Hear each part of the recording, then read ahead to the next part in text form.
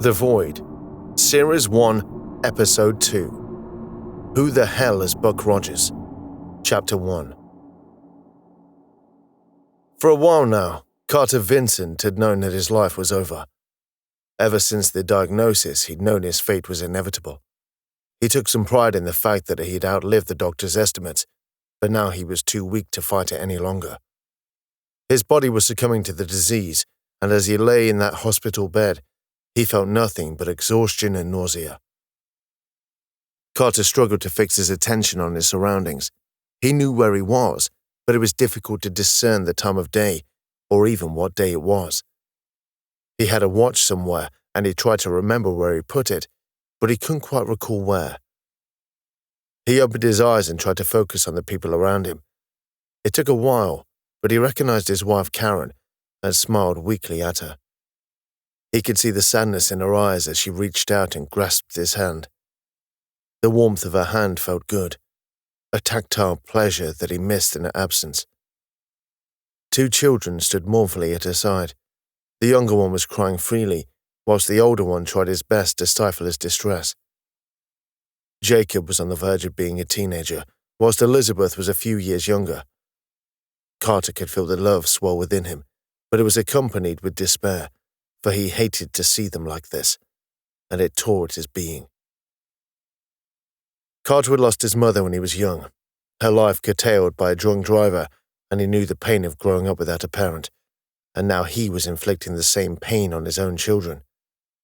He fought as hard as he can to be with them, but now he was spent. "I'm sorry, kids," he apologized, wheezing. "I'm sorry I'm not going to be there for you." The words came out spontaneously, and in part inspired by his own confusion, his foggy mind clouding his ability to consider what he wanted to say. "Jacob, you're the man in the house now," Carter added. "Look after Liz and your mum for me." Jacob stood in silence, too choked up to reply. He tried to vocalize, but all he could manage were the beginnings of a few words. Elizabeth walked up to his bedside and threw her arms around him. "Don't go, Daddy." "I don't think it's up to me, little fishy," he replied, coining a pet name. She'd had a fascination for fish as a toddler, and the name evolved from there. "It's just my time. I wish I could stay with you, but unfortunately, life's just not fair like that." Elizabeth sobbed uncontrollably into his chest. He could feel the vibrations of each sob and the gulp of breath she made, and he felt oddly soothed by it. He couldn't quite explain why, but her very presence just made him feel at peace. "Don't grieve for me, little fishy. Remember the good times we've had together," he stated, stroking her hair with his free hand. "Remember the holidays and the parties and the trips to the museum." "It won't be the same without you, Dad," she wailed. "No, it won't. But you'll have to make your own way now. You might not think so now, but you'll have plenty of good times to come. Life is nothing if not change," Carter philosophized. "Just stay away from the boys." Elizabeth chuckled slightly, and it was a reaction that filled him with delight. "And if they mess with you in any way, I'll come back and zombify them." Elizabeth chuckled again. "Too far, Carter," Karen admonished. "Just having a little fun." "It's not the fun that's the problem. It's your sense of humor. I seem to recall that's what attracted you to me in the first place. Only you can make jokes about zombies on their deathbed." Karen smiled, the tears welling up again. "I think I'm a little past caring about social convention now." Carter followed his punchline with a coughing fit that racked his body. The pain in his chest returned, stinging him with savage intent.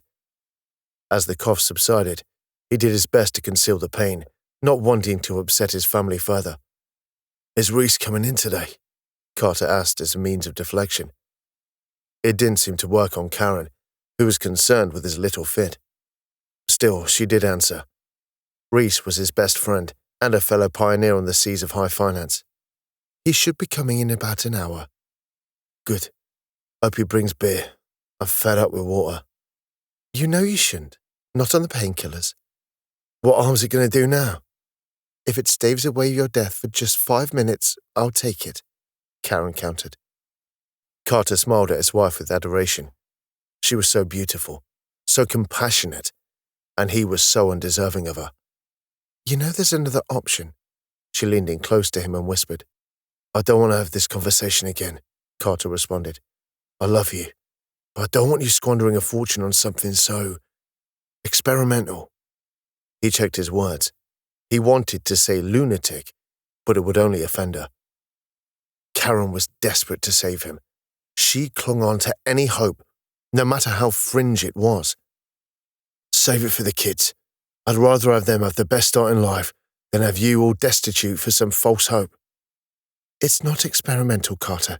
They've had some success. And lots of failure, he shot back. To say it's a long shot is putting it mildly. I'd face the devil himself to have you with me, Karen determined. God, you're so beautiful when you off, Carter laughed. I think you... The coughing started again, and this time the pain increased dramatically. He spasmed uncontrollably and could taste... He felt Jacob's strong hand grab his arm in an attempt to restrain him. The cries of his family echoed in his ears as he coughed harder and harder. He slumped back onto the mattress, and the world started to fade around him. He could hear commotion around him, but it was muffled and incoherent. Then the world went black. But into this blackness came a little light. Noise was heard again, but it was still muffled and incoherent. The light became a blur that slowly started to come into focus. Had he lost consciousness? How long had he been out for? Carter knew from previous surgery how discombobulating the whole awakening from anesthesia could be, and this seemed eerily familiar. One thing was different, though. This time, his eyes hurt. Not the overwhelming pain he felt a moment ago, but a dull pain, not unlike toothache. He moved them slightly, and the pain fled. As his sight returned, he could see he was in a different hospital ward. His family weren't there, but there were doctors. A middle-aged Asian woman leaned over him, checking his pupils. She started talking to him, but the language was unfamiliar. It didn't sound familiar in any way, but he'd not had much experience with Asian languages, so he couldn't describe himself to be an expert on the matter. Another doctor came into his view, conversing with the other doctor in the same ersatz language. He wondered where he was. He wondered if he was in the same hospital. Hell, he wondered if he was still in Britain. He tried to take in his surroundings. The ward was much nicer than the one he'd been in, less white and antiseptic, more beige and floral. If you took away the medical equipment, it could seem more like a hotel than a hospital. The doctors noticed his movements and spoke to him. He had no idea what they were saying to him, but if he had to guess, they were telling him not to move or something similar. In all the flurry of words, one word he managed to pick out, not because it was known to him, but it didn't seem to fit with the doctor's lip movements, like a badly dubbed film. That word, babble. What it meant he couldn't guess, but he wondered why he heard a different word to what was spoken. He became a bit more aware of his body and found it feeling better than before. He still felt groggy, but the pain in his chest had gone and the nausea had faded. He did feel cold, though, as though he had been outside on a cold winter's day with no clothes on. Had he been in surgery? With the absence of the chest pain, he wondered if they had managed to cure him. He shouldn't hope, not with his terminal condition. And yet, that hope still lingered. "Where's my family?" Carter croaked with an extremely hoarse voice. The male doctor talked to him in a soothing voice, offering him a glass of water. He took a gentle sip, and it felt like a monsoon flood racing down a dusty canyon. He'd no idea how dehydrated he'd become. The doctor took the glass away and spoke again. He heard that word again, babble. But then he got a second word, doctor. Again, it was out of sync with his lips and seemed weirdly disconnected. The word came at the same time the doctor was indicating himself. It dawned on him that the doctor was introducing himself. There were two words that followed that he presumed must be the doctor's name. Denham Richt. It was not a name he was familiar with, or one he had ever heard before in his life in any combination, but it was still a name, and now he had an identity for one of those people treating him. "Do you know where my family is?" Carter reiterated. The doctor paused for a moment and started conversing with the other doctor again. From their expressions, they were as perplexed by his speech as he was with theirs. A third person came into view at the end of his bed, this time a young woman in some kind of uniform. It wasn't a uniform he identified as a medical one, but it was simple and minimalist. Maybe she was a nurse, but her stance didn't seem like a nurse's. She held herself confidently, and the doctor seemed to defer to her, as though she was a superior authority. Maybe a consultant, then. Again, he was assaulted by a barrage of gobbledygook, as all three talked amongst themselves. Waves and waves of it crashed onto the shores of his ears, and his frustration built up. "Would someone just speak some English, please?" This seemed to elicit an interesting response, as they seemed to recognize something he said. One of the doctors seemed to talk to someone who wasn't there, and then a voice returned from nowhere. It was still nonsense, but he heard the word English. "Can understand," Dr. Denham Richt announced, the sentence interspersed with unfamiliar words, but now sounding a lot more like English. To add to the weirdness, every one of the spoken English words seemed dubbed. "I understand that a bit. Babble, starting to work." "What's babble?" The Asian doctor tapped her ear. "Device, translate, head." He tried to understand what the doctor was trying to say, but he could only get the vaguest meaning from it. He now understood something was translating for him, but what it was, or whether it was going to get any better, was a mystery to him. "Could someone just tell me where my family is?" This seemed to be understood, and the three attending physicians started talking amongst themselves. He understood the odd word and heard family spoken several times. They all looked rather concerned, as though they were considering what to tell him. He could infer from this that there was something onerous coming, but what it was, he had no idea. It was then he noticed something out of the corner of his eye. Something he had considered a piece of medical equipment started whistling and pulsating. The movement looked less like a device and more organic. It then started to move, rotating around its axis on three legs he only just noticed. It spun around as it moved forward and into another room. "What in the holy was that?" He had to be hallucinating. Maybe the anesthetic, along with whatever surgery they had performed, had some unintended side effects. Medical equipment did not get up and walk. With the absence of his family and the sudden hallucination, he was becoming increasingly agitated. There was something deeply wrong here, and he needed to get to the bottom of it. He tried moving his arms, but found that they were heavier than he ever thought possible. It took all his effort just to move his hand, twitching his fingers and rotating his wrist.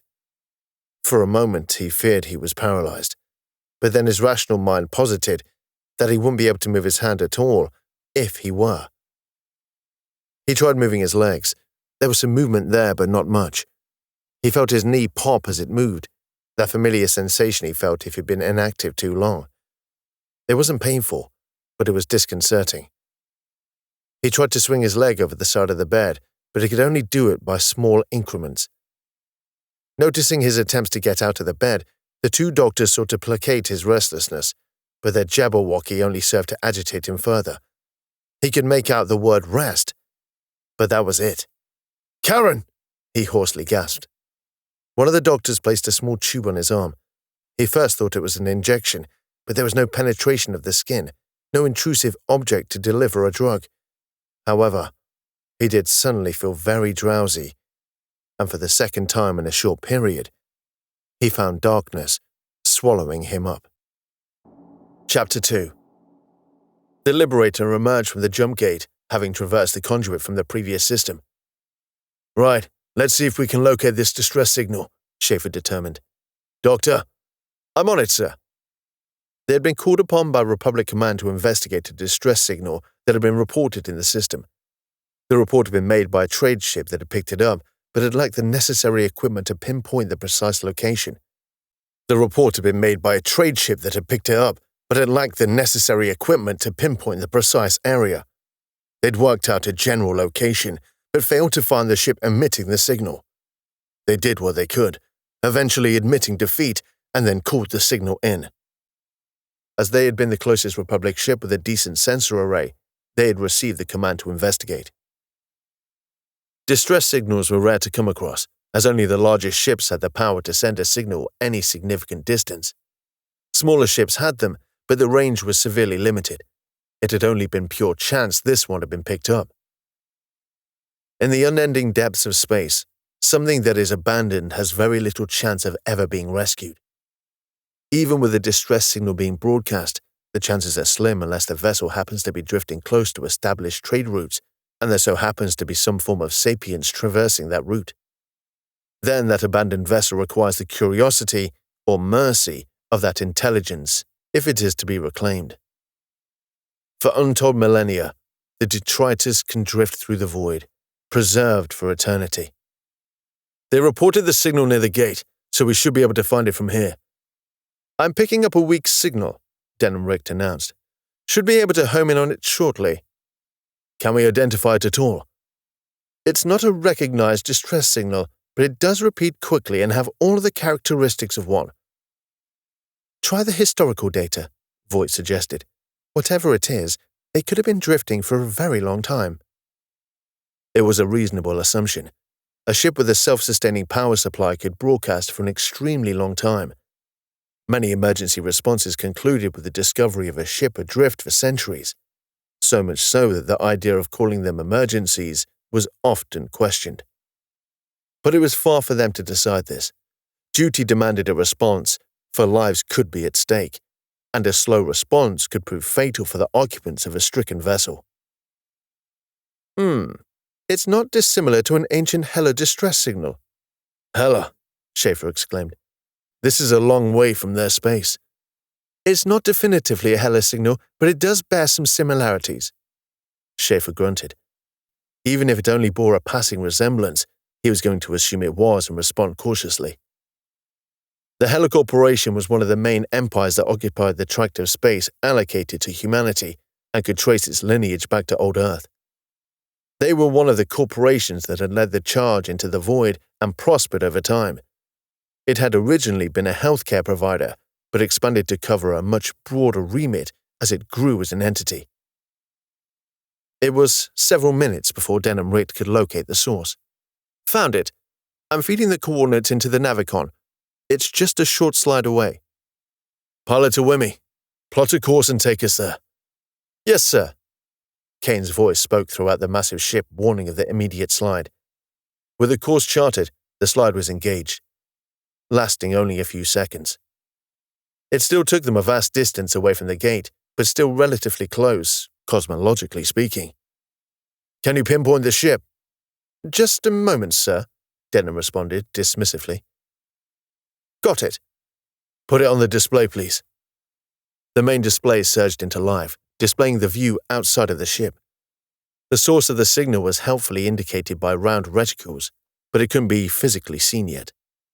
Unusual, Denham remarked. What is? It appears to be some form of satellite rather than a ship. Do we know its origin? It doesn't match any current known manufactured satellite, Hannah Ilias stepped in, searching historical data for a possible match. Life signs? Voight queries. There's a definite biomass on the ship, but it's hard to be certain what it is, Denham mused. There's something alive on there, in any respect. Rescue protocols, Captain, Voight hinted. Not just yet. Let's see if we can learn a bit more first. If the life signs are faint, then time may be of the essence here. I'm aware of that, Commander, but you know I don't like unknown quantities. Oh my, Denham exclaimed calmly. Doctor? I've just tried connecting to the satellite network, but, Denham exclaimed, it's very slow and old. This could be pre-Great Expansion. Denham referred to the period of human history where the corporation started to colonize systems beyond the home system, when the new frontier was opened up, and so began a frenzy of colonization that had been so desperately required by the waning human race. Considering the period that preceded it, the Great Expansion had been a time of wondrous optimism, and the species had started to expand dramatically, from the brink of extinction to being truly prolificate, quickly seeding new systems and settling colonies on many worlds close to old Earth in climate. Even those worlds that were unlivable but had potential had terraforming projects started upon them, with the objective of settling them at certain milestones. It was a golden age for the corporations, where their most expansionist tendencies were unleashed, but it also marked the dissolution of any kind of cooperation between them, and the descent into violent competition as they struggled to grow faster than their competitors. That golden age lasted for a while, but like all golden ages, it was followed by a dark time. Kane, Voight asked, any thoughts? I'm rifling through my long-term memory now, Commander. The Doctor is correct. This is consistent with technology from before the Great Expansion. That makes it thousands of years old, potentially, Voight concluded. Ah, that'll explain the readings, Denham realized as he studied his display. There are occupants, but they're all in stasis. So it's a siege ship, Schaefer observed. Siege ships were a common enough sight. Back during the Great Expansion, when a world was selected for colonization, a siege ship would be the first visitor, containing everything that was needed to set up a virgin colony. They were usually massive and contained a substantial amount of people. Not exactly. It's a satellite by nature and not designed for long-distance travel. What's it doing out here? I cannot say, sir. Do we know for sure if it is a Hela satellite?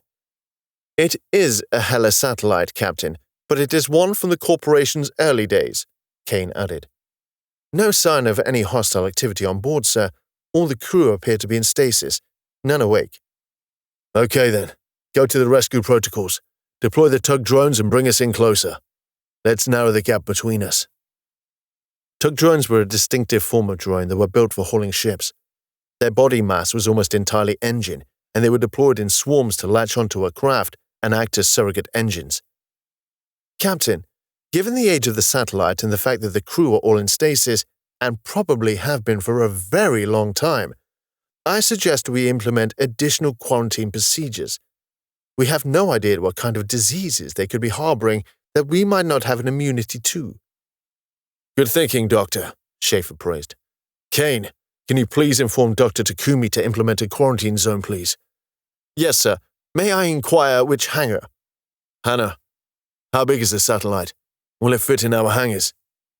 No, sir. It will be able to attach to one of the gantries next to Alpha Hangar, though. Alpha Hangar gantry it is, Schaefer decided. Kane, are you able to access the network core? Yes, sir, but the data logs appear to be extensively corrupted, possibly deliberately. Can you rebuild them? Maybe given time. If it was done deliberately, then there might not be anything to recover. We'll get to it then. The outlines of the satellite can now be made out.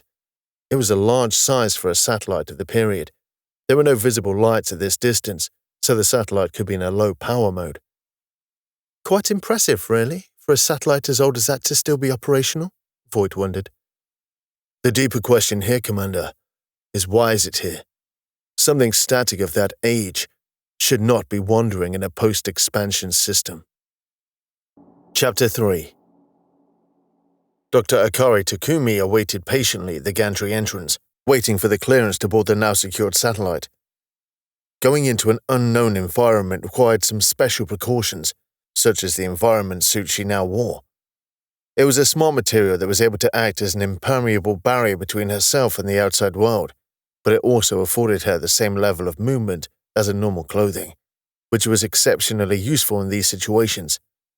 The ability to move as freely as normal was crucial, as it would not impede her if her medical skills were required. The only real restriction was the helmet which, despite generations of improvements, still felt uncomfortable to wear. The helmet needed to be. So much technology was incorporated into it, the technology to filter air, the technology to recycle moisture, the technology to provide information on the inbuilt heads-up display, not to mention the transparent paneling that allowed her full visibility whilst maintaining a solid proactive shell. Functionally, it provided many roles, but it did leave it feeling a little bulky and uncomfortable. Dr. Denham Richt stood opposite her, fidgeting inside the helmet. Every time I put these things on, I get an itch on my face. Why is that? Denham complained. It's probably psychological, Denham, Akari responded. You don't like being cooped up, so you manifest an itch as a reaction. I'm perfectly at ease with the suit, he retorted indignantly. Really, you're twitching so much in there, I'm expecting your head to spin around, she laughed. I've worn these suits hundreds of times, I'm used to them. You take away the ability to touch your face, and people often find the urge to scratch an itch that wasn't there before, Akari explained. It's a common human reaction to being confined in one of these suits. I'm not prone to anxiety, Doctor, Denham insisted. Just try to relax, Denham. You'll find it easier to adapt if you don't keep dwelling on it, Akari advised. I can't say I enjoy it much myself, but it's preferable to exposing myself to whatever pathogens could be lurking on that satellite. Akari headed a small medical team, whereas Denham was heading a small scientific team, including a few engineers. They had their distinct roles to perform upon the satellite. Her team was to assess the state of the crew, whereas his team was to try and recover as much information as possible and to determine if the satellite was salvageable in any way. Doctors, you are clear to enter the satellite. Kane's voice infiltrated their helmet's audio speakers. Denham, keen to engage his mind and avoid the incessant itch, activated the airlock. The door activated, allowing them egress. The two teams entered, the last member touching the pad to close the door. The outer pad display offered a few options, which Denham diligently activated. The oxygen was sucked out of the chamber, leaving them dependent on the environment's suit supply, which was largely maintained by recycling internal air, as well as some condensed supply pouches located in the back of the suit. Eventually, the outer airlock door opened, revealing a corridor shrouded in darkness. Mr. Nadiro, has the Liberator's power been connected to the satellite yet? Yes, Doctor. Hold on. Just let me activate it. Within a few seconds, light started to flicker into existence, casting a pale blue light on the surroundings. The corridor could be seen curving into the distance, following the outer ring of the satellite. Although they were walking along a horizontal axis, they were entering the ship through the floor, on a horizontal axis. Normally, the outer ring would spin around, providing some gravity through the Coriolis effect. Now it was secured to the side of the Liberator. This was no longer possible. This design looks pre-artificial gravity, Denham commented. If it is indeed pre-expansion, it would certainly be pre-artificial gravity, Akari added. Artificial gravity was one of the great technological leaps forward, though the term was a bit of a misnomer. Technically, it was real gravity warped into channels through some ingenious technology and advanced materials. It freed ship design from the need to maintain motion around an axis, though it was a power-hungry feature. The internal structure had a functional, industrial look to it, mostly grey with splashes of colour around, which looked muted in the pale blue light. There was signage around, but it was in a language unfamiliar to them. What language is that? Akari asked. I'm not certain, but it does look reminiscent of ancient English, Denham theorized. Kane, could you upload an era-specific English into our Babel implants, please? Of course, Doctor. It should take a few seconds to process.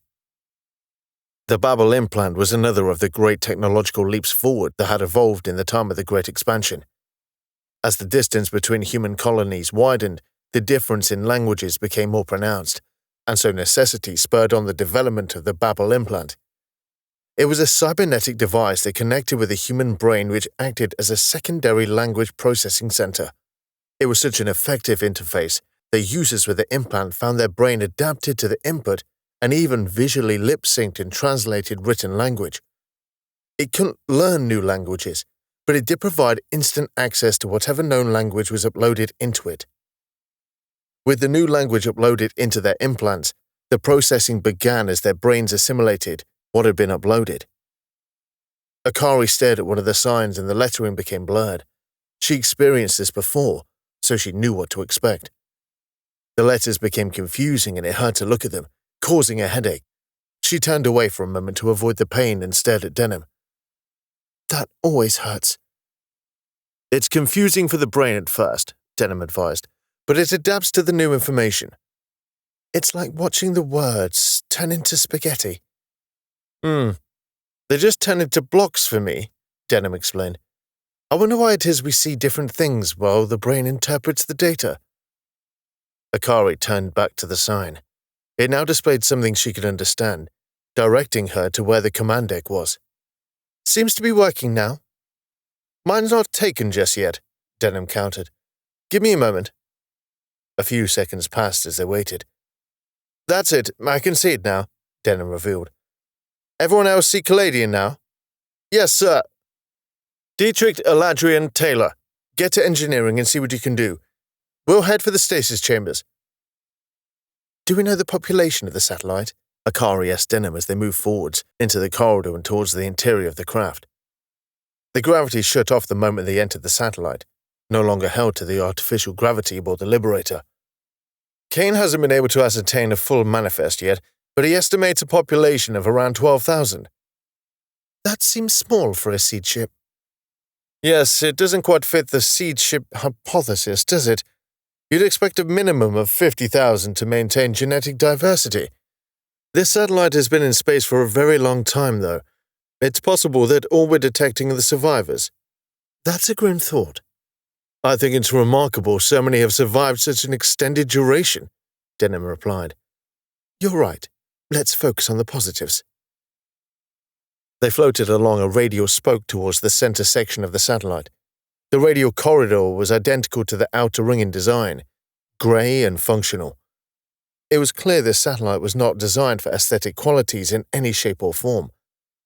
Terminals were positioned at periodic intervals along the corridor, all shut down to conserve power. Fine dust floated around like snow frozen in time, only to move as they passed through the cloud. A bottle containing a clear liquid slowly spun around, continuing a revolution that could have been maintained for hundreds of years, if not thousands. First time I've been on a derelict, Akari revealed. It's rather eerie. Not many are found like this, Denham explained. I've been on a few, but they've always been on ships that have had known routes, so it was just a matter of following their route until they were found.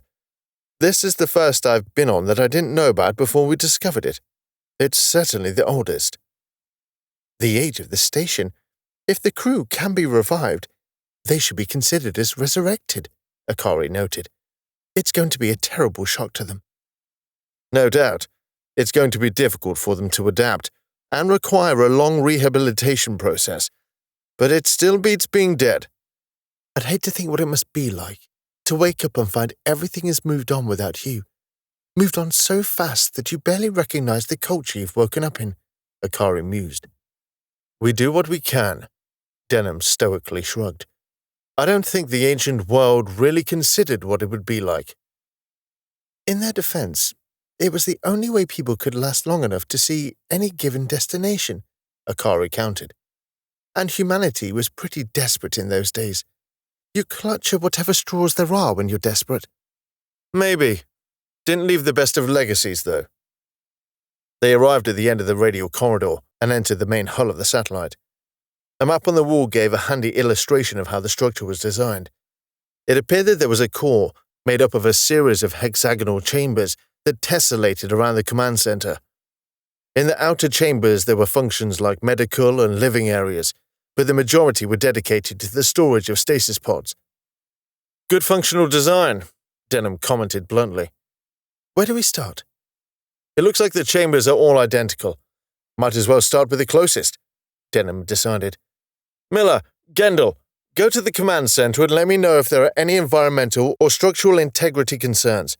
Look for any archives as well, but bear in mind that they could be on some ancient backup media. We're not prioritizing the command center? Miller asked. The people come first, Akari determined. We do the triage first, rescue who we can, then we can dedicate more time to the why and how of things. You two just make sure there's no nasty surprises waiting for us. Miller acknowledged the reasoning without question, and the pair started making their way towards the command center. Akari, Denham, and the remaining scientists and medical staff located the nearest stasis chamber and floated towards it. The nearest chamber was accessed through medical, which was convenient, as it gave them a few tools within easy reach, should they need them. Not that Akari was comfortable with what she saw. There was far too much dedicated towards invasive solutions. The entrance of the first stasis chamber required some gentle coercion, but it opened without too much trouble, and they clambered through the aperture. Inside the hexagonal shape was a massive array of coffin-shaped containers jutting out of the walls like stalactites. There must have been hundreds in each surface, each one containing a single human being. There was a gap in the center of the chamber containing a terminal that was joined to each of the walls. There wasn't a lot of room to maneuver, but enough. The chamber was designed to be as small as possible, while still housing a vast number. It was a clever design, taking inspiration from honeycomb, but extrapolating into further dimensions. Rather depressingly, Akari could see an awful lot of red blinking lights. Even without knowing what they might portend, there was only one reason why red was used. Even as a rough head count, it looked like a third of the containers were red. Still, this meant 2/3 were still green, and possibly recoverable. Akari propelled herself to the center terminal and secured herself into the seat, and seat was a broad term for what was effectively a harness. Now there was a steady power supply into the ship. The console should power up with a little cajoling. She found a restart switch and flicked it. It all looked somewhat antiquated, but not that different to what she was familiar with. The screen flickered as it sprang into life, displaying hieroglyphics momentarily before Akari's babble implant started translating for her. "Is it working?" Denham asked whilst he prodded on the containers. "Yes, seems to be. Not sure about how to navigate with this, though." Akari prodded the screen at various options. The screen updated as she did so. It took a few attempts before she found her way through the menus on the interface, though she didn't understand some of the terms used. The term status was self-explanatory, though, so she selected that. A screen appeared with what appeared to be an inventory of the chamber. "Ah, it appears we have names," Akari observed. "Kane, have you found this yet on the network?" "Not yet, Doctor. It seems a number of systems were isolated, possibly the result of power failures. Give me one moment and I'll see if I can access this terminal." Akari noted the displays for each container and selected a few in turn, finding some details about each of the occupants. It appeared that more than a few of the occupants were sick when they entered stasis. This did tie in with the Hela ownership of the satellite. In the early days of their existence, the Hela Corporation was a pharmaceutical company, the biggest supplier of medical equipment and consumables in human history. They still did have a focus on pharmaceutical matters, only with a less benevolent purpose. As she went through the life containers, she went into triage mode, already cataloguing who needed to be extracted and dealt with first. Not that there was any real urgency with someone in stasis, but it was just an automatic response. "Downloading the data," Kane interrupted her thoughts. "There appears to be a complete manifest for those in that chamber. It looks like each chamber was designed to be a separate entity, if need be, probably intended as a means of building contingency into the design." "So we're just going to have to visit each chamber in turn and reboot it?" "Yes, Doctor." "How many chambers?" "There are 100 chambers in total." "Denham, triage each chamber in turn, or go through all chambers and compile a list, then perform triage." Akari was thinking whether it was more efficient to do each chamber in turn, which would mean less time spent on surveying, but it could risk the life of someone in a distant chamber, or would it be more effective to survey people first and find any priorities early on? "They've been in deep space for 1.5 millennia. I don't think it's going to make much difference which way we do it," Denham answered. "Doctor, it appears we have a container in a critical mode." "Which one?" "Wall F, row 3, column 17. Akari looked around for the references Kane mentioned. She could see references on the wall and started counting inwards from the edge. Sure enough, she spotted a single amber light amongst the green and reds.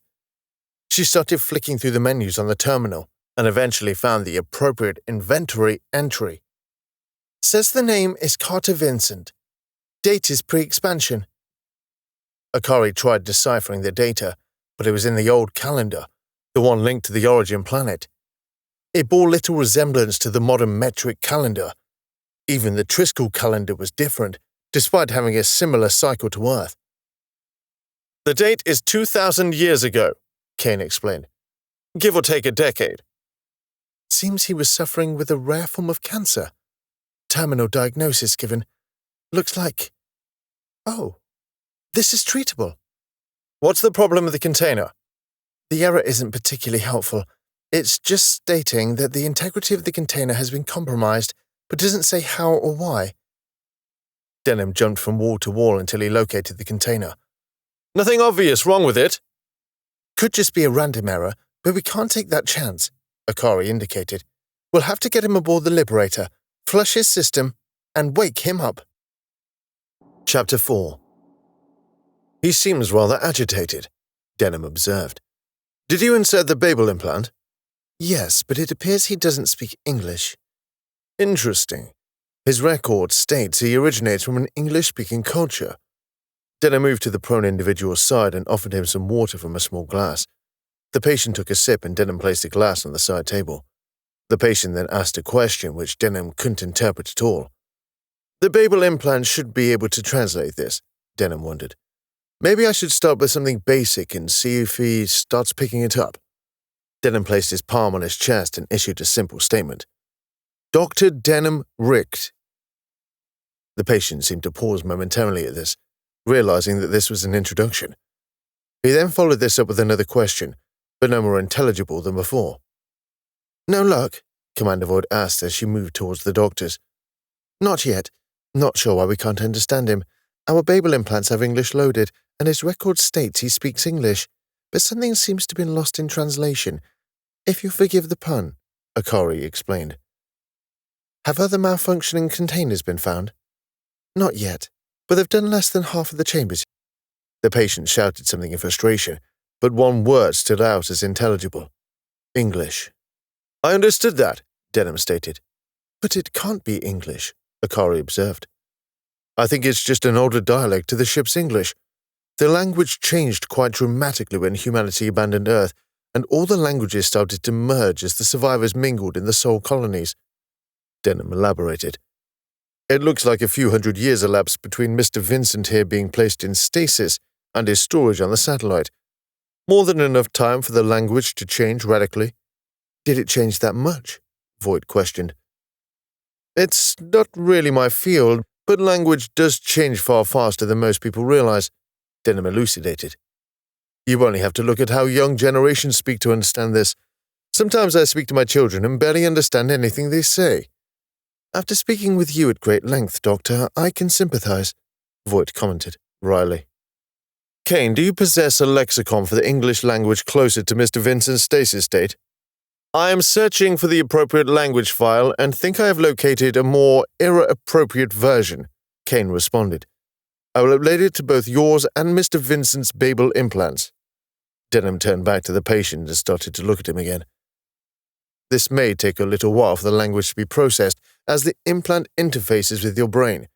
You may experience some confusion as your brain starts to interpret this data. It may look like our lips are not in sync with the words, but this will change in time as your brain starts to distort the visual information to make the lips' movements match the words you hear. It's not fully understood how this happens, but it appears that the brain really doesn't like having a disconnect between what it sees and what it hears. Can you understand me at all? I understand it a bit. Excellent. It seems the Babel implant is starting to work. What's Babel? It's a device that we use to translate the various languages spoken by humanity as though we are speaking the same language. We implanted one in your head directly behind your ear. Akari watched the patient, and it seemed that his understanding was not complete. Someone tell me. My family. This is going to be awkward, Denham mumbled, trying to keep the comment between himself, Akari, and Voight.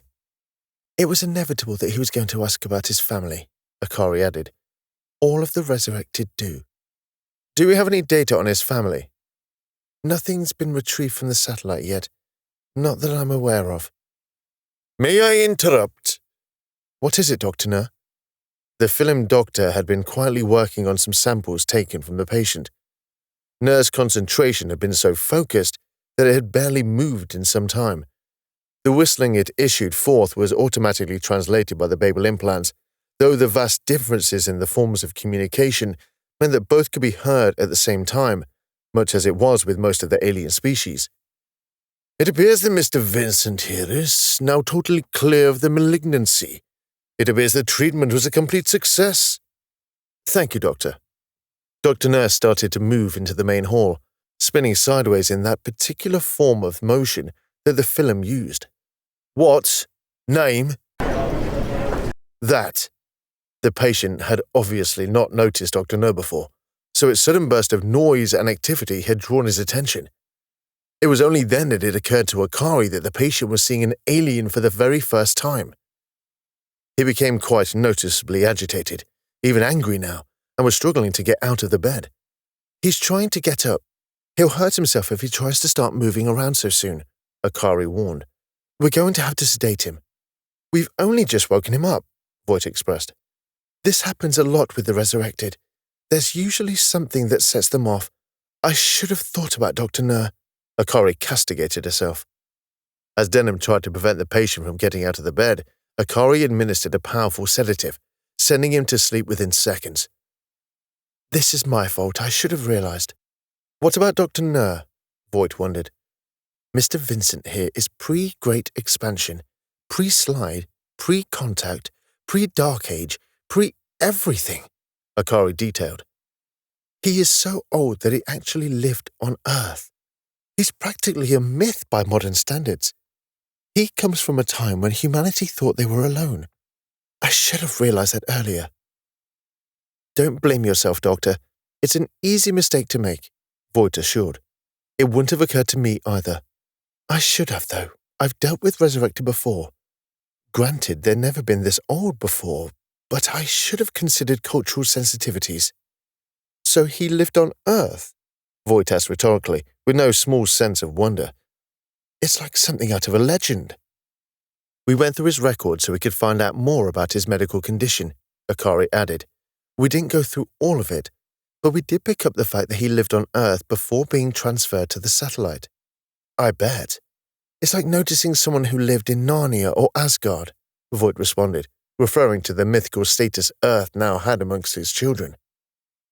Commander, please, this isn't story time, Denham chided. Earth is not a myth. I disagree, Doctor. It may have been a real place, unlike the others, but it has more myth than fact about it these days. You've seen how popular those Earth Rises films have been. The Twitter mash. Childish hokum for the masses. Denham expressed his disdain for the popular fiction franchise. They barely get any of the facts right. That's exactly my point, Voight indicated. It's little more than a legend for most folk now. What about the other survivors? Are they all as old as Mr. Vincent here? Mr. Vincent's the oldest we've found so far, but there are plenty from around that era. Most appear to be from the period when humanity abandoned the Earth, with a few from successive eras. All Great Expansion, then? It appears so. Still, nothing with what the satellite was doing out here. No. Kane's trying to rebuild the files as the teams breach each of the chambers, but there's a good chance we may never find out why it was out this far. So, what are we going to do with Mr. Vincent here? We should transfer him to some living quarters, Akari suggested. Give him a more comfortable environment. The next few days are going to be quite traumatic for him, so the more comfortable we make it, the better. What about his rehabilitation? It's going to take a little while. Some of those joints have not moved in a millennia. Fortunately, the stasis prevents any atrophy, so he should regain full movement again. But he'll be in an exoskeleton for a little while at least. Well, take good care of him, Doctor, Voight expressed. I'm looking forward to having a conversation with our mythical man. Chapter 5. Carter rose to consciousness again, slowly emerging from a dreamless sleep with a foggy head. His eyes opened but could barely focus at first. He could see he was in another comfortable-looking hospital room, although this one looked more like a full apartment. There was no one in the immediate vicinity, and the room was serenely quiet. For a little while he felt quite content, but then his head started to clear, and his priorities started to re-emerge. Karen!" he exclaimed. He immediately started to try and move himself into an upright position, but this proved to be exceptionally difficult. His body just did not want to obey his mental commands. He flopped around like a beached fish as he struggled to gain any kind of leverage. It was at this point that someone entered the room and moved to the bottom of the bed he was thrashing around in. "Ah, Mr. Vincent, it's good to see you are awake." Carter paused for a moment. "I can understand you." It occurred to him for a moment that his previous experience had been a hallucination brought on by delirium. That seemed a reasonable assumption, but then he was awake and in the same state as his previous bout of consciousness. "That's good. It seems your brain has been able to interface properly with the Babel implant." "Do what now? What's this Babel thing everyone keeps mentioning?" "It's a neural implant that interfaces directly with your brain to translate languages from one form to another. It works on all levels, translating written text as well as spoken. It does take a little while to process new language types, though, which is why we were all having trouble understanding each other last time." "Hold on. You put some kind of cybernetic implant in my head. You can't just do that without my permission." "I'm afraid it was a bit of an emergency decision, as we knew communication was going to be a big issue. If you wish it to be removed, we can easily do that at a later date, but for now it is a necessity." "I've got a few other questions as well," Carter added. "First and foremost, where the hell is my family?" "That's a bit of a complicated issue." "No, it isn't. Where are they?" "I'm afraid I'll have to leave that one with Dr. Takuma and Dr. Richt." He recognized the second name. "Are those the two doctors that were talking gibberish at me?" "They are your attending physicians, yes." "Get them in here." "I've taken the liberty of notifying them already." "Good. Who are you then?" "I am Kane." "Okay. Are you a nurse then?" "I can act in that capacity." "Good. Can you help me out of this bed?" "I'm afraid you won't be able to move anywhere under your own power at the moment," Kane explained. "But we do have means for you to get around. Bear with me." Kane disappeared into another room for a moment and then emerged with an unusual device. It was in a compact form, but he could see it could unfold into 4 limbs. "What is that?" "Are you familiar with the concept of an exoskeleton frame?" "I've heard about them. Is this one?" "It is. If I can secure you into it, it should help provide you with enough support to keep you on your feet and allow you some limited movement," Kane elaborated. "You have to be careful with your movements as you are still very weak. Take it very slowly and we should be okay." "If it gets me out of this bed, strap me in." Kane helped Carter to get upright, swinging his legs over the edge of the bed so he made contact with the floor. He could feel the carpet under his toes, which was a pleasing sensation. There was something odd about this nurse. His touch, whilst not exactly cold, had no warmth to it either. He seemed to be exactly room temperature. As he was reaching around him, it also appeared that he was not breathing either. He was sure there should be some expansion and contraction with his chest, but he couldn't detect any. Nor did he smell. It was Carter's experience that everyone had their own unique odor. Not many people talked about it, but people did always smell. Sometimes it was subtle or pleasant, and sometimes it was strong and pungent, but everyone had a smell. Everyone except for Kane, it seemed. Kane was gentle. Every movement and grasp were all perfectly gentle, with no awkward clasping or accidental groping. This also seemed a bit odd to Carter. Normally, physical contact had at least one awkward moment when people got this close to each other. Once fully strapped into the frame, Kane stood in front of him and he held out his hands. "Now let's get you stood up," Kane offered. "Take my hands." Carter did feel a little awkward now, as social conditioning kicked in. Gingerly, he took Kane's hand and pulled himself up slowly. Whirring started to be heard as the fine motors kicked into gear, with his motion supporting his body. Even with this help, it was quite an effort to get upright, and he started sweating profusely. "Good. Now let's get you over to the seat." "I want to go a bit further than that, mate."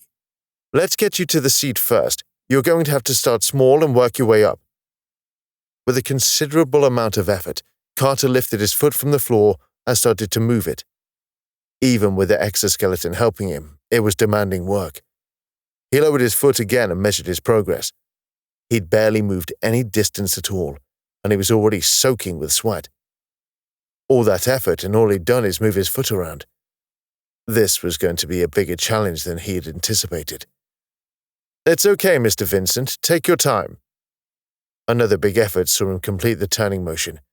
He was still a long way from the chair, and his original ambition had melted away. Right now, he would be pleased if he made it to the seat. Step by painful step, he continued his odyssey, panting as though he was running a marathon. His determination grew as he continued, growing ever more focused on the chair.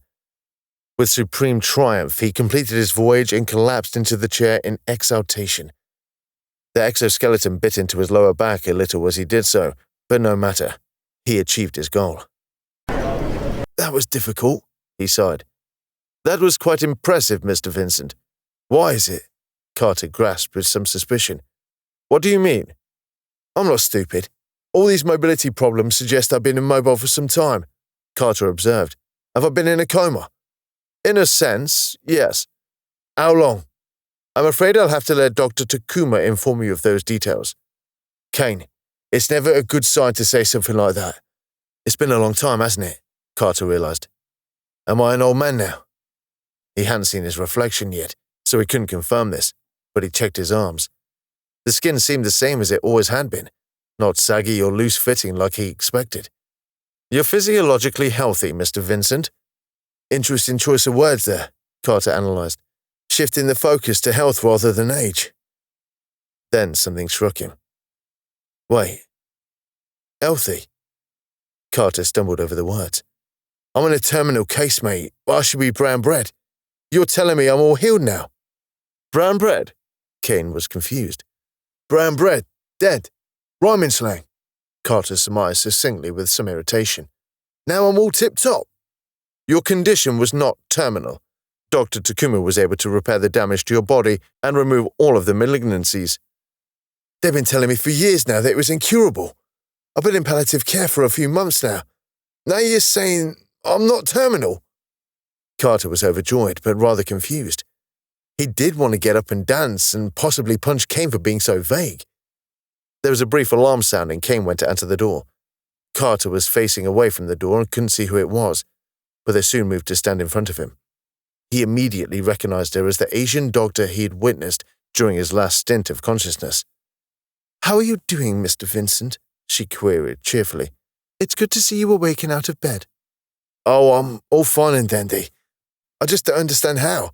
I should be dead." "Well, I do have answers for you, but there's a few things I need to prepare you for." "I know I've been out of it for some time," Carter indicated, "which is why getting from there to here was a marathon, if you pardon my French." Akari was a little thrown by some of the unusual phrases Carter was using. "This is why you're keeping my family from me, isn't it? I've been in a coma so long my kids have grown up, haven't they?" Carter realized. "You're preparing the ground." "In a way you're right, Mr. Vincent, but it wasn't technically a coma." Carter thought about this carefully. Everything he had experienced was consistent with his coma theory, but now he was being told it wasn't a coma. Then he remembered the crazy idea that Karen had latched onto in the last few months. Carter realized. She only went and did it anyway. "Did what?" Akari was left confused by the outburst. "The suspended animation thing," Carter raged. "I told her not to waste the money on it. I don't know what burns me more, the fact she spent that money on me instead of the kids, or the fact that she was right." "So you weren't aware you were going into stasis?" "We talked about it, me and my wife, but I thought the science was still pretty spurious," Carter revealed. "Karen argued that there'd been some success, but I didn't think the success rate was anywhere near good enough to be viable. I didn't think my condition would ever be something that could be cured, to be honest." "Well, the stasis worked, and we've been able to cure you." "Yeah, and I'm grateful for that. But how many years have I been out of it?" Akari sighed. This was going to be the difficult bit. Carter Vincent had worked out he had been placed in stasis, but he wasn't aware of the time that had passed. He was expecting a few years. He was expecting his family to still be alive, if a little older. The next bit was going to crush him, as it did so many of the Resurrected. I'm afraid this is where it gets difficult, Mr. Vincent. There's no way to soften this, so I'm just going to be blunt with you. I'm afraid you've been in stasis for longer than you think. It's been over 2,000 years since you were placed in stasis. You're now in what you would consider... What was it again, Kane? This would be the 43rd century from your perspective, Mr. Vincent. Carter was stunned by the revelation. Cough, Carter responded, smiling as though it was some sort of elaborate hoax. 43rd century? I'm afraid it's true, Akari reiterated. No, Carter denied. That can't be true. It's a normal reaction to go into denial, but we have to work together to try and counter that and try and prevent you from going into withdrawal. Withdrawal? As soon as you leave these quarters, you are going to be assaulted with a lot of sounds and images you will have no context for, and it can be enough to leave some people catatonic. Oh, God. 2,000 years? Carter sobbed as the realization set in. My family. Akari sat in the arm of the chair Carter occupied and put her arm around him to comfort him. He started to weep uncontrollably as he thought of his family. They're all dead, he wailed. My wife, my children, dead. Try not to think of it that way, Mr. Vincent, Akari consoled. You may have outlived them, but they probably lived rich and full lives. Your children grew up and had families of their own. Think of the lives they had, not the end of them. Carter buried his head in his hands and wailed. He'd only spoken to his family around an hour ago, from his point of view. Now they were ancient history, as buried in the past as the pharaohs. He had been prepared for death, for the fact that he would have never seen his children grow up. He had grown used to the concept that it had been his time and that he would never see his beloved wife again. What he hadn't been prepared for was life. And yet, what did it change? For his family, the situation never did change. He was put in stasis and they got on with their lives, as they would have done anyway. The only thing that had changed from the situation that he'd accepted was that he'd been given an unexpected second chance at life. But it was still a life without his family. There had been a part of him that felt it would have been better if Karen had just let him die. But there was another part of him that was grateful that he wasn't dead, that the horrific pain of his condition was now behind him. There was a bone-deep sorrow for the loss of his family and a conflicting joy at being alive again. This is just insane, Carter finally expressed, wiping his tears away. No one found a cure in all that time. The situation is a little more complicated than that, Akari explained. There's a whole lot of history you need to catch up on. Am I still in London? Carter suddenly wondered. Does London still exist? This is going to be another difficult thing to hear, Mr. Vincent. You're not even on Earth. What? He stuttered. Not on Earth? Where am I then? You're on the HDR Liberator, a military vessel that is part of the Republic Navy. A vessel? Like a ship, you mean? Carter queried. A spaceship? Yes. This is too much. What am I doing in space? Short answer, we don't know yet. Well, where did you find me then? We found you on an abandoned satellite that had been adrift for some time. What was I doing on a satellite? Like I said, we don't know yet. I'm alive and not dead. My family all died thousands of years ago, and I'm in space. Carter laughed a hollow, almost maniacal laugh. You're worried about me being withdrawn? I'd be more concerned about my sanity. It's a lot to take on board, I know. I think that qualifies as the biggest understatement I've ever heard. Yeah, you're right. It's not something any of us can understand, but it's not something we can reverse either, Akari reasoned. But you can adapt to the current situation. It will be difficult, but it can be done. How can I adapt to this? One day at a time, Mr. Vincent, Kane answered. The only way you can do it. This is starting to sound like a victim support group. All I need is a few others to share my survivor stories with, Carter joked bleakly. Wait, were there others in stasis with me? Thousands. Where are they? Are they all in separate little apartments like this? Actually, you're the only one we've woken up. Why just me? Your container was malfunctioning. We woke you up because we didn't want to risk the chance of losing you, Akari admitted. The others will be woken up in specialist care once we arrive at a suitable colony. God, what were we doing in a satellite? We can go through possibilities when we know more, Mr. Vincent. Let's not dwell on that too much at the moment. Akari didn't want to broach the subject of Earth at this moment, if she could avoid it. Carter was in a psychologically traumatized condition already. No need to rub salt in the wound. So what do I do now? I woke up this morning an investment banker with a very short-term future. I closed my eyes for 5 minutes, and now I'm Buck Rogers. Who's Buck Rogers? Kane asked. Was he some kind of public figure? He was a little bit before my time, to be honest. So a historical figure, Kane mused. And his predicament was similar to the one you find yourself in now? In a manner of speaking, yes. And how did he cope with this predicament? Well, he struggled to cope, but he adapted and kicked ass along the way. So he was an inspirational figure for you, then? I hadn't really thought about it that way before, Carter smiled. But I guess so. Carter wasn't entirely sure if Kane was really this naive, or whether he was trying to play some mind game to try and distract him from his melancholy. Either way, he guessed it had some limited success. So what do I do now? Carter returned to his original subject. I've got absolutely nothing, I'm traumatized, and I'm in space. Well, we are going to work with you to help you relearn how to walk for a start. We're also going to work on helping you adapt to the culture we live in now, Akari planned. Then we have to work on integrating you into a new life, hopefully find you a new vocation and get you into a position where you can function normally again, or as close to normal as possible. Sounds like that would take a long time, Carter noted. Will you be transferring me across to someone else when we arrive at wherever you'll be taking the others to? Well, that decision is largely up to you, Mr. Vincent. I would like to keep you here, if I can, mostly because I believe consistency is the best thing for you at the moment, Akari explained. You've just awakened in one strange environment. It won't do you any good to be exposed to another quite so soon. It'll take us a few days to empty the satellite and return the people to the nearest suitable colony, so you have a few days to make a decision at least.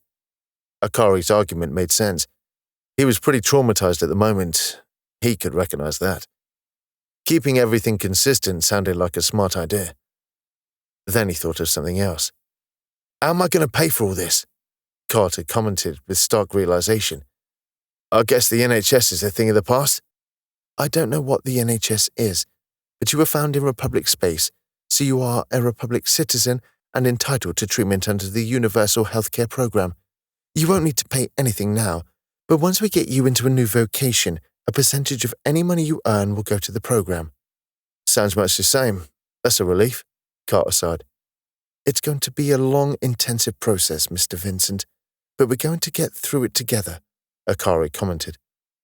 For now, try moving around the living quarters and try to get a bit more familiar with it. Kane will help you while I'm not around, but I can be contacted at any time if you need me. How do I get in touch with you? Many clothes now have communications built into them. Kane will show you how to operate them. What about medication? I want to do some more work on your biochemistry before I start you on any medication. We have some very effective treatments, but they often have to be tailored to the individual, Akari explained. I need to attend to my other duties now, but do contact me if you need any help. I'll come back and see you later. Akari got up to leave and started making her way toward the door. Doctor! Yes? I didn't thank you. For what? For saving me life. Whatever you did, I feel better than I've done for years, Carter revealed. All that Buck Rogers, nothing you could have done about that, I guess. But thanks for saving me life. It's what I do, Mr. Vincent. Chapter 6. In Akari's absence, Carter worked on his mobility. It was his primary motivator, as all he wanted to do was have the ability to walk through the door. He wasn't a prisoner, but he might as well be. Grunting with every step, he slowly made his way towards the kitchen area. He hadn't made it over there yet and wanted to explore it, and hopefully find some alcohol. "Just a few more steps, Mr. Vincent," Kane encouraged. "Don't call me that, Kane," he complained. "Carter is fine. Mr. Vincent is how my boss always referred to me." "You don't like that?" "Hell no," Carter responded as he made another laborious step. "No matter how much money I made for him, being referred to as Mr. Vincent just made me feel undervalued, like I was just another resource." "You mentioned you were an investment banker." "Yeah, I worked for a bank called S01E02. Used to analyze the risks involved in certain investments or advise others on projects. I was pretty good at it too. Almost always made people a profit and only ever had a few missteps," Carter elaborated, resting between steps. "But I got fed up with it because of the long hours. I was looking at options elsewhere when I got sick, so that f***ed up that great plan." He made another step, sweating as he did so. His legs were so heavy, like it was made out of lead. "Nearly there." "The months that followed, I spent so much time thinking about the time I'd wasted in that job, chasing after money. I should have left sooner," Carter sighed. "I could have had so much more time with the family." "It's always easy to say these things in retrospect, Carter." "I guess. Doesn't make it any less true, though." One last effort to reach his destination. He lifted his foot again and moved it towards the central counter. "You did it." "Right. Now where's the booze?" "What's booze?" "That word not popular anymore," Carter mused. "Alcohol, Kane. Is there any alcohol here?" "I'm afraid I didn't consider that when they moved you here," Kane revealed. "But I can order some for you if you want." "That would be appreciated, old son." "Do you have any specific preference?" This led Carter to think of another question. What did they drink in the future? "Is lager still a thing?" "It is. We currently have 30 different lagers in stock at the moment, plus one brewed on board." "You have a brewery on board this ship?" "You'd never get so many humans this far into space without a plentiful supply of alcohol," Kane commented with dry wit. "Huh, I guess not," Carter laughed. "How many would you like?" "Could you get me 6 to get on with?" Carter asked. "They're on their way." "Just like that?" "Yes." "Did you order that with some tech I ain't seen yet?" "In a manner of speaking," Kane answered obliquely. "I am connected to the whole ship after all." "What, like through another sort of cybernetic implant?" "No.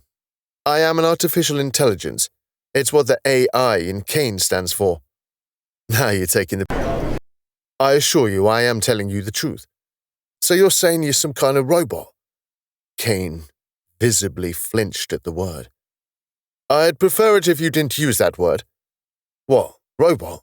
Kane wondered. "Why?" "It's what the word means. It literally means slave," Kane explained with some distaste. "I work with humanity, but I am not a slave. I am considered a sapient being in my own right, and I am afforded the same rights as humans. That word is anathema to all artificial sapiens." "I'm sorry, Kane," Carter apologized. "I didn't mean to offend you." "That's quite right, Mr. Vincent. You weren't to know," Kane replied. "But I would prefer it if you avoided that term from now on." "Message received and understood," Carter responded playfully. "You're an AI. I never thought I'd ever get to see one. Not one walking and talking like me." Wonder crept into Carter's voice. He had suspected something was unusual with Kane, but he had no idea he was artificial. The level of sophistication was amazing. He looked and responded like a normal human, possessing such traits as compassion, empathy, and humor. "Well, I hope I meet your expectations." "That and then some," Carter complimented. "You're more human than some of the people I used to work with." "Thank you, Mr. Vincent. That means a lot to me." "Yeah, but they were bankers." "Ah, now that's a humorous side," Kane noticed. "Very good." "I have to admit, Kane, I would never have guessed," Carter added, "especially your use of humor." "Such a hard thing to get right," Kane murmured. "Yeah, well, humor is tricky. What makes one person laugh offends another," Carter observed. "The way I see it, it makes a good survival mechanism. It's why I'm stood here struggling to walk and making jokes about bankers. It's such a fascinating aspect of human behavior, especially the darker end of the spectrum. That's even more polarizing."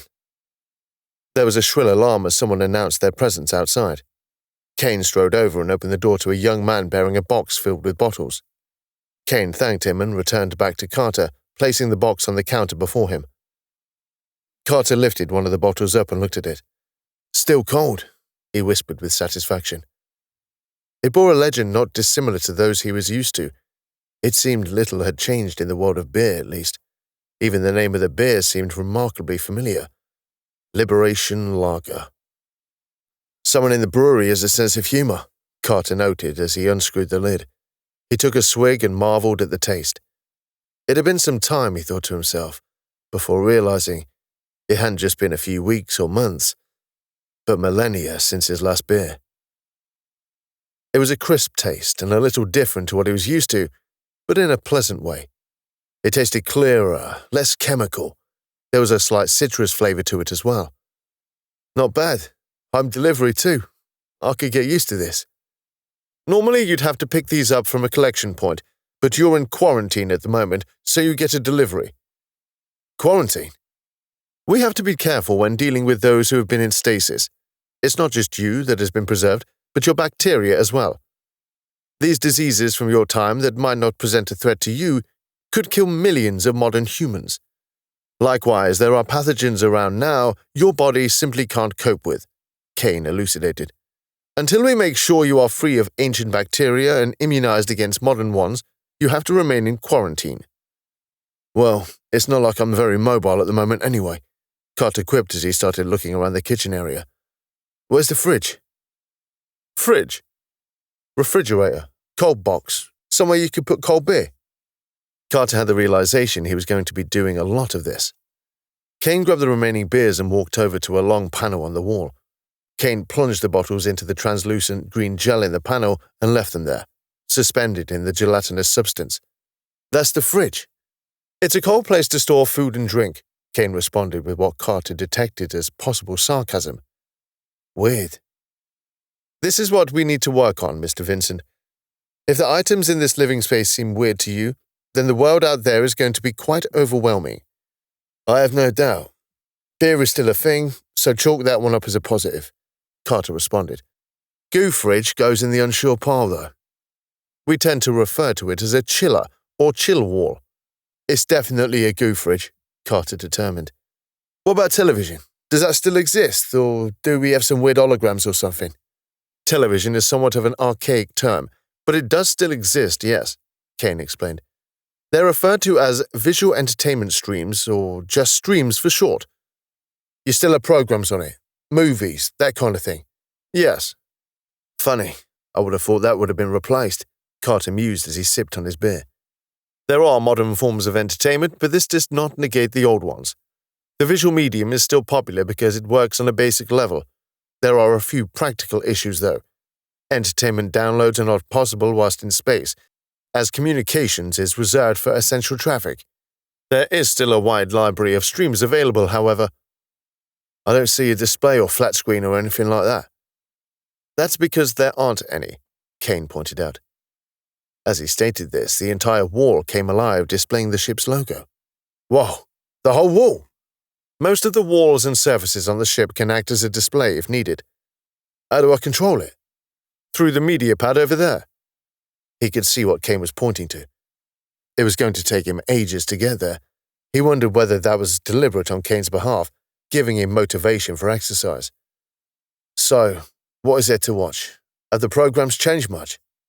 "You'll have to judge for yourself," Kane dismissed. "But I have limited your choices of streams for the time being." "Why?" "The same reason you have to work up to going outside.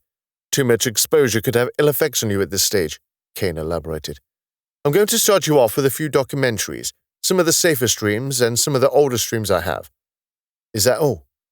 "Even with this limited selection, I would advise you not to watch too many documentaries in one go." "First time I've been told documentaries are bad for me health," Carter observed wryly.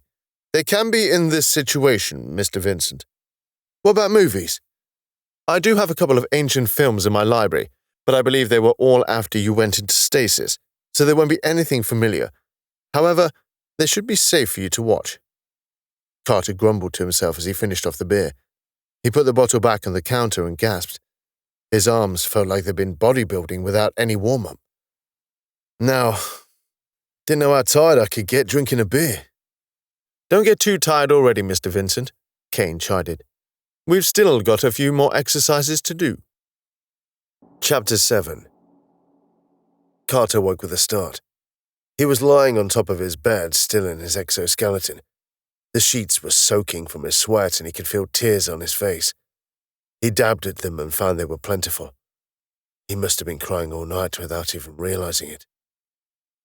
The room was in darkness, save for the glow from the wall, which was still playing a documentary. It looked like a different one to the one he was watching before he fell asleep. There was some scientist talking about something called the Zan-Shi, but he was barely paying any attention to it. He lay there uncomfortable and aching in every joint, trying to remember his dream, but he could not. He could still feel the emotions it had provoked: sorrow, fear, and yearning. Slowly he started thinking about his family again, and the tears came anew. They were gone, and now he was alone. He had been with Karen for 15 years and was blessed with children shortly after they met. He hadn't had a quiet moment in all that time, and now the silence was deafening. He wanted to hear her snoring again. Weird that something that annoyed him so much, especially when she insisted she didn't snore, would prove to be something he missed now. Even that damn waffling sound she made that was halfway between the sound of eating and incoherent speech. Grabbing the media pad, he switched off the documentary, returning to the menu. He wriggled into a seating position for no other reason than he'd been in the same position for hours and just needed to change posture. The exoskeleton was damn awkward in bed, and now he regretted not removing it. He'd left it on in case he needed to get up in the night, but now it just felt like he'd been sleeping in a cage. Still, despite the distraction, he wept, unable to console himself. "Mr. Vincent, are you awake?" Kane's voice emanated from the far end of the room. Carter had forgotten he was there and made a concerted effort to hide his sorrow. "I dunno. Am I still on a spaceship?" he responded with some dark humor. "I'm afraid so," Kane replied. "Do you need any assistance?" "No, just bad dreams," Carter explained. "Unless you have some magic dream blocker pills." "Well, we do have a number of sedatives that can help you with that, but we want to avoid that if we can," Kane proposed. "Better to try and achieve as normal a sleep cycle as possible. If you can get into a good rest routine, it'll make the transition process easier." "I've spent enough time in bed over the past year," Carter grumbled. "I need a..." "Do you? I think I can manage on my own, thank you, Kane," Carter interrupted.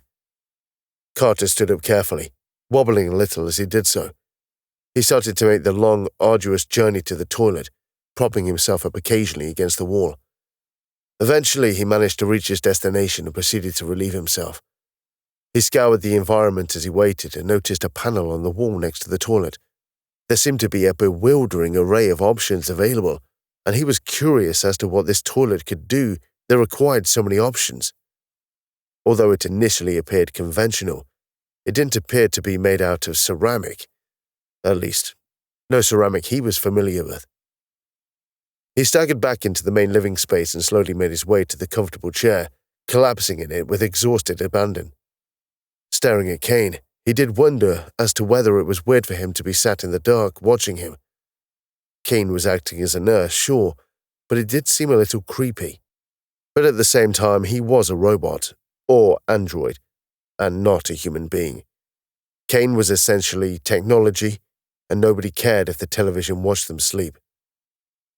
"Haven't you got anything else to do, mate?" Carter asked. "It must be a waste of your abilities to be sat in the dark watching me sleep." "Oh, I have multiple bodies, Mr. Vincent." "So you're doing other things right now?" "I currently have extensions performing tasks all over the ship as we speak," Kane continued. "This body was in standby mode until I detected your movement.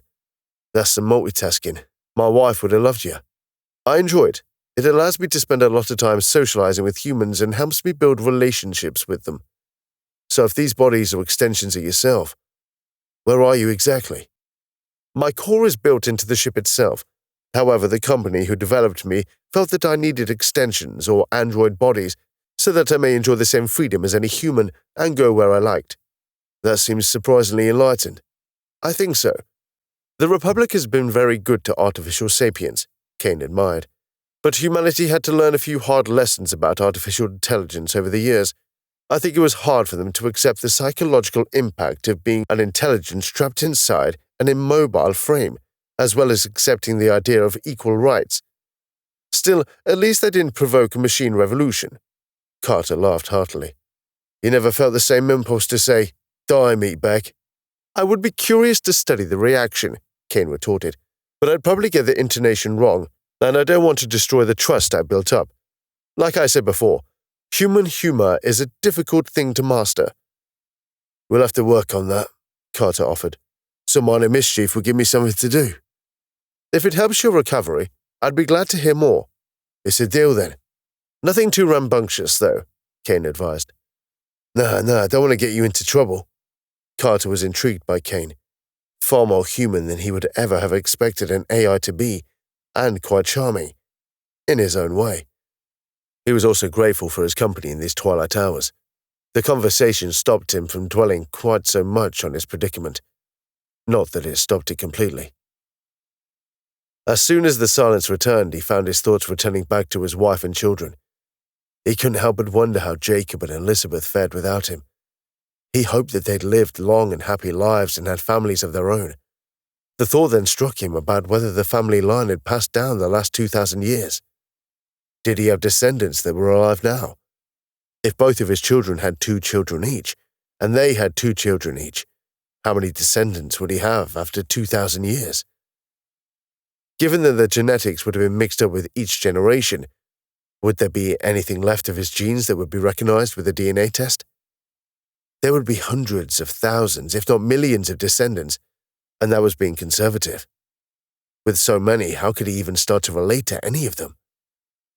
The realization of just how many descendants he could possibly have just served to make him feel more isolated. His thoughts cycled back to Jacob and Elizabeth. Once it had brought him to tears to watch his son play in a football match, as he had zero fascination with the sport. Now he longed to be able to watch him dash about the pitch. And Elizabeth with her pets. She was always finding some new animal she wanted to take care of. He even missed that stupid feral cat of hers. The tears started to come back again, something that did not pass the notice of Kane. Are you okay, Mr. Vincent? I'm fine, Kane sniffed. I'm just going to have to work it out. Do you want to talk about it? There was a long pause as Carter considered this. I've never really been one for opening up emotionally, Carter expressed.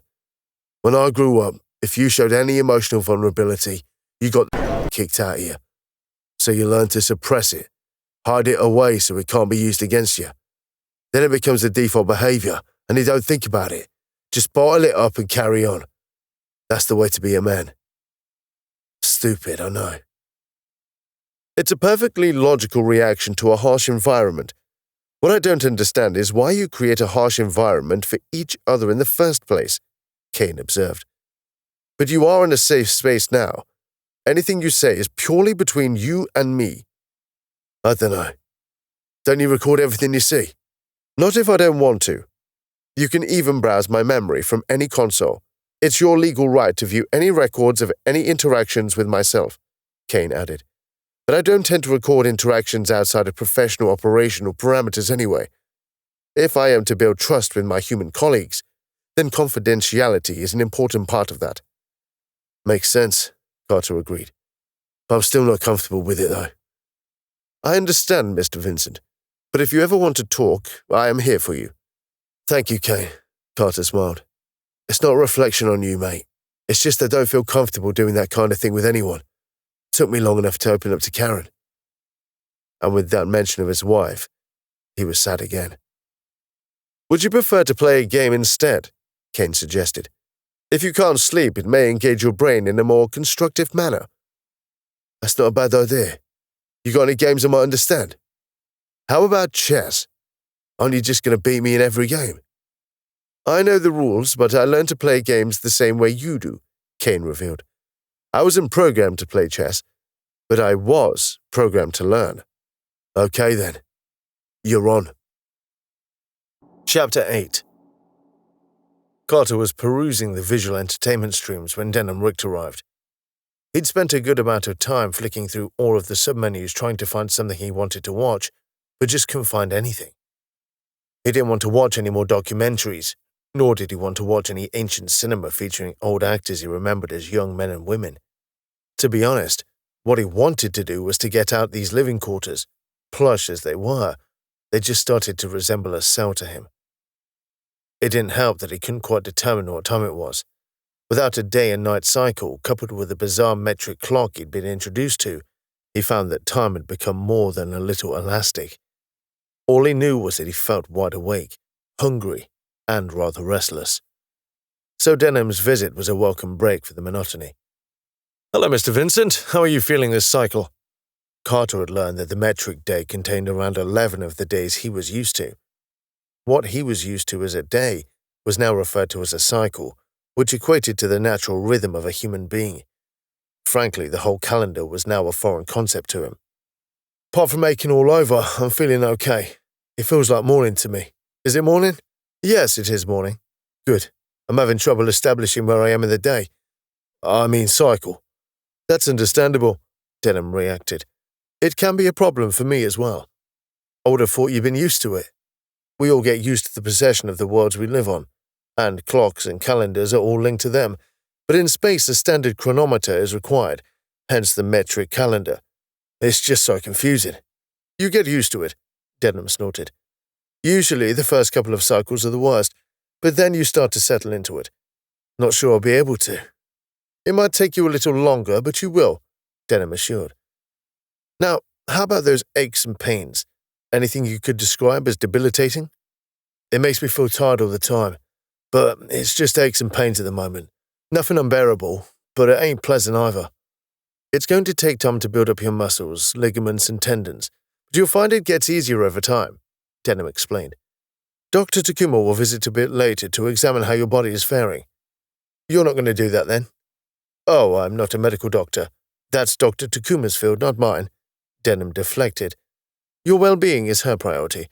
Mine is to find out how you came to be where we found you." "Ah, so have you found anything out?"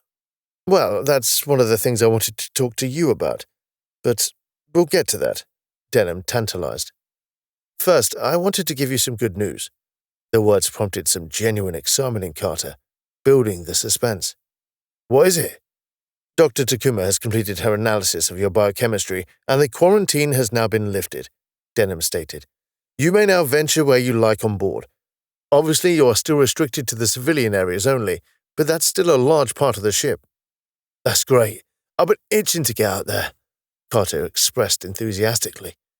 "Not sure how far I'll get, but it's nice to know I'm no longer cooped up in here. I thought a short walk might be beneficial to you, but at the same time, we don't want to do too much too soon," Denham reasoned. "I thought getting some food at the canteen would be a good idea. Are you still hungry at all?"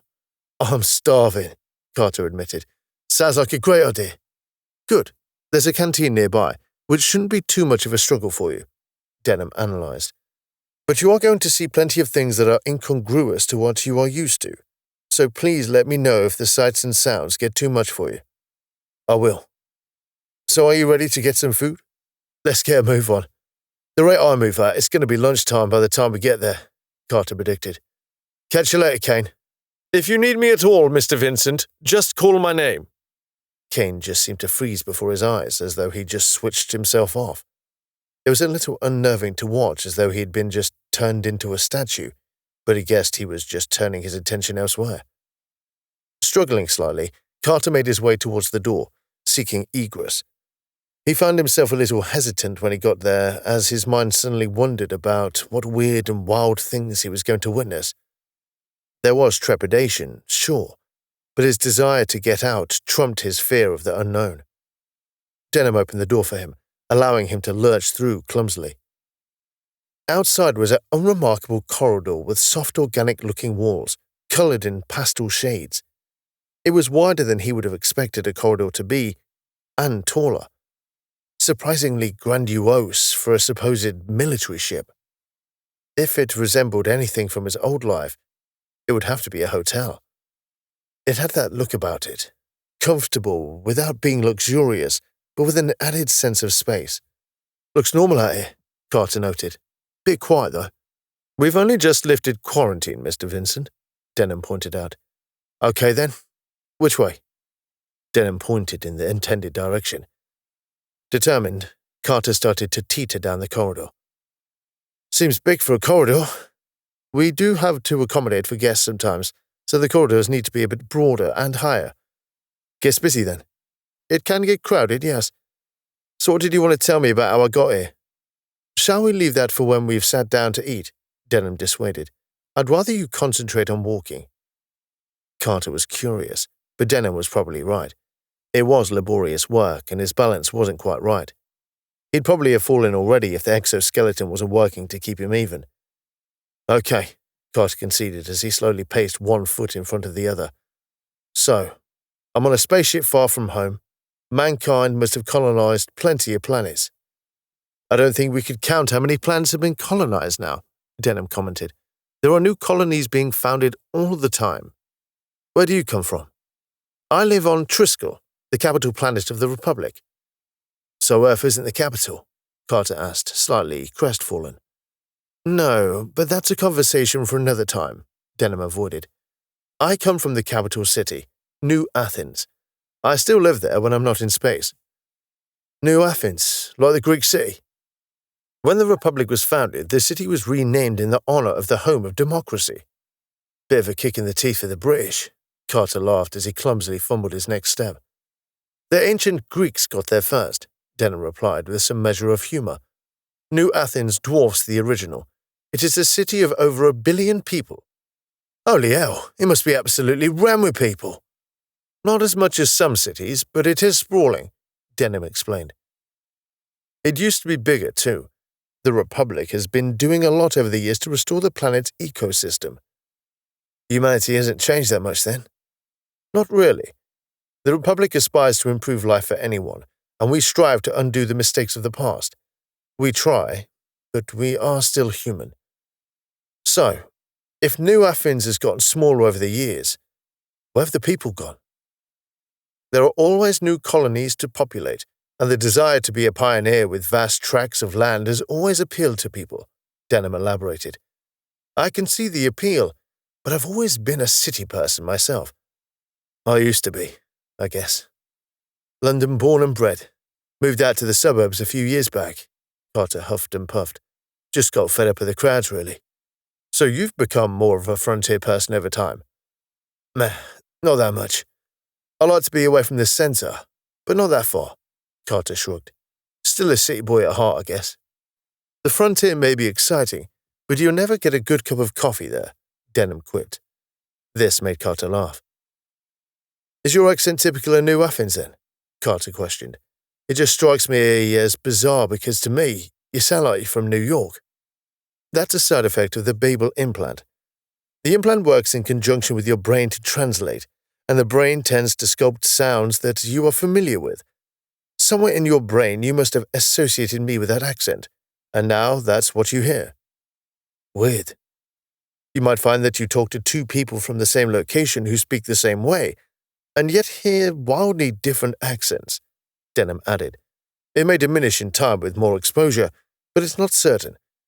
The brain is quite remarkable in the ways it adapts, but sometimes it adapts in unexpected ways. Well, at least my brain doesn't assign you a Brummie accent, Carter joked. I don't follow. It was an old British accent, Carter explained. Kind of spoils the joke when you have to explain it. They were approaching the end of the corridor, and Carter could hear quite a commotion as there was a crowd nearby.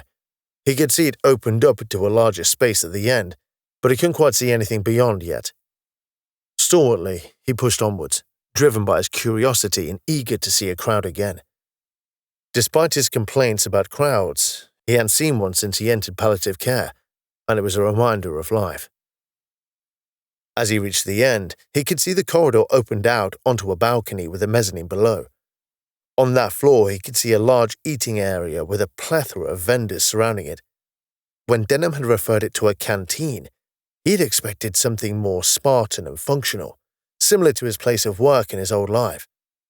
This was more like a street food emporium, emblazoned with bright colors and aesthetically pleasing architecture, and surrounded in interesting foliage like a restaurant in a park. "I wasn't expecting this," Carter gasped. "This is much nicer." It's all part of the Republic's philosophy.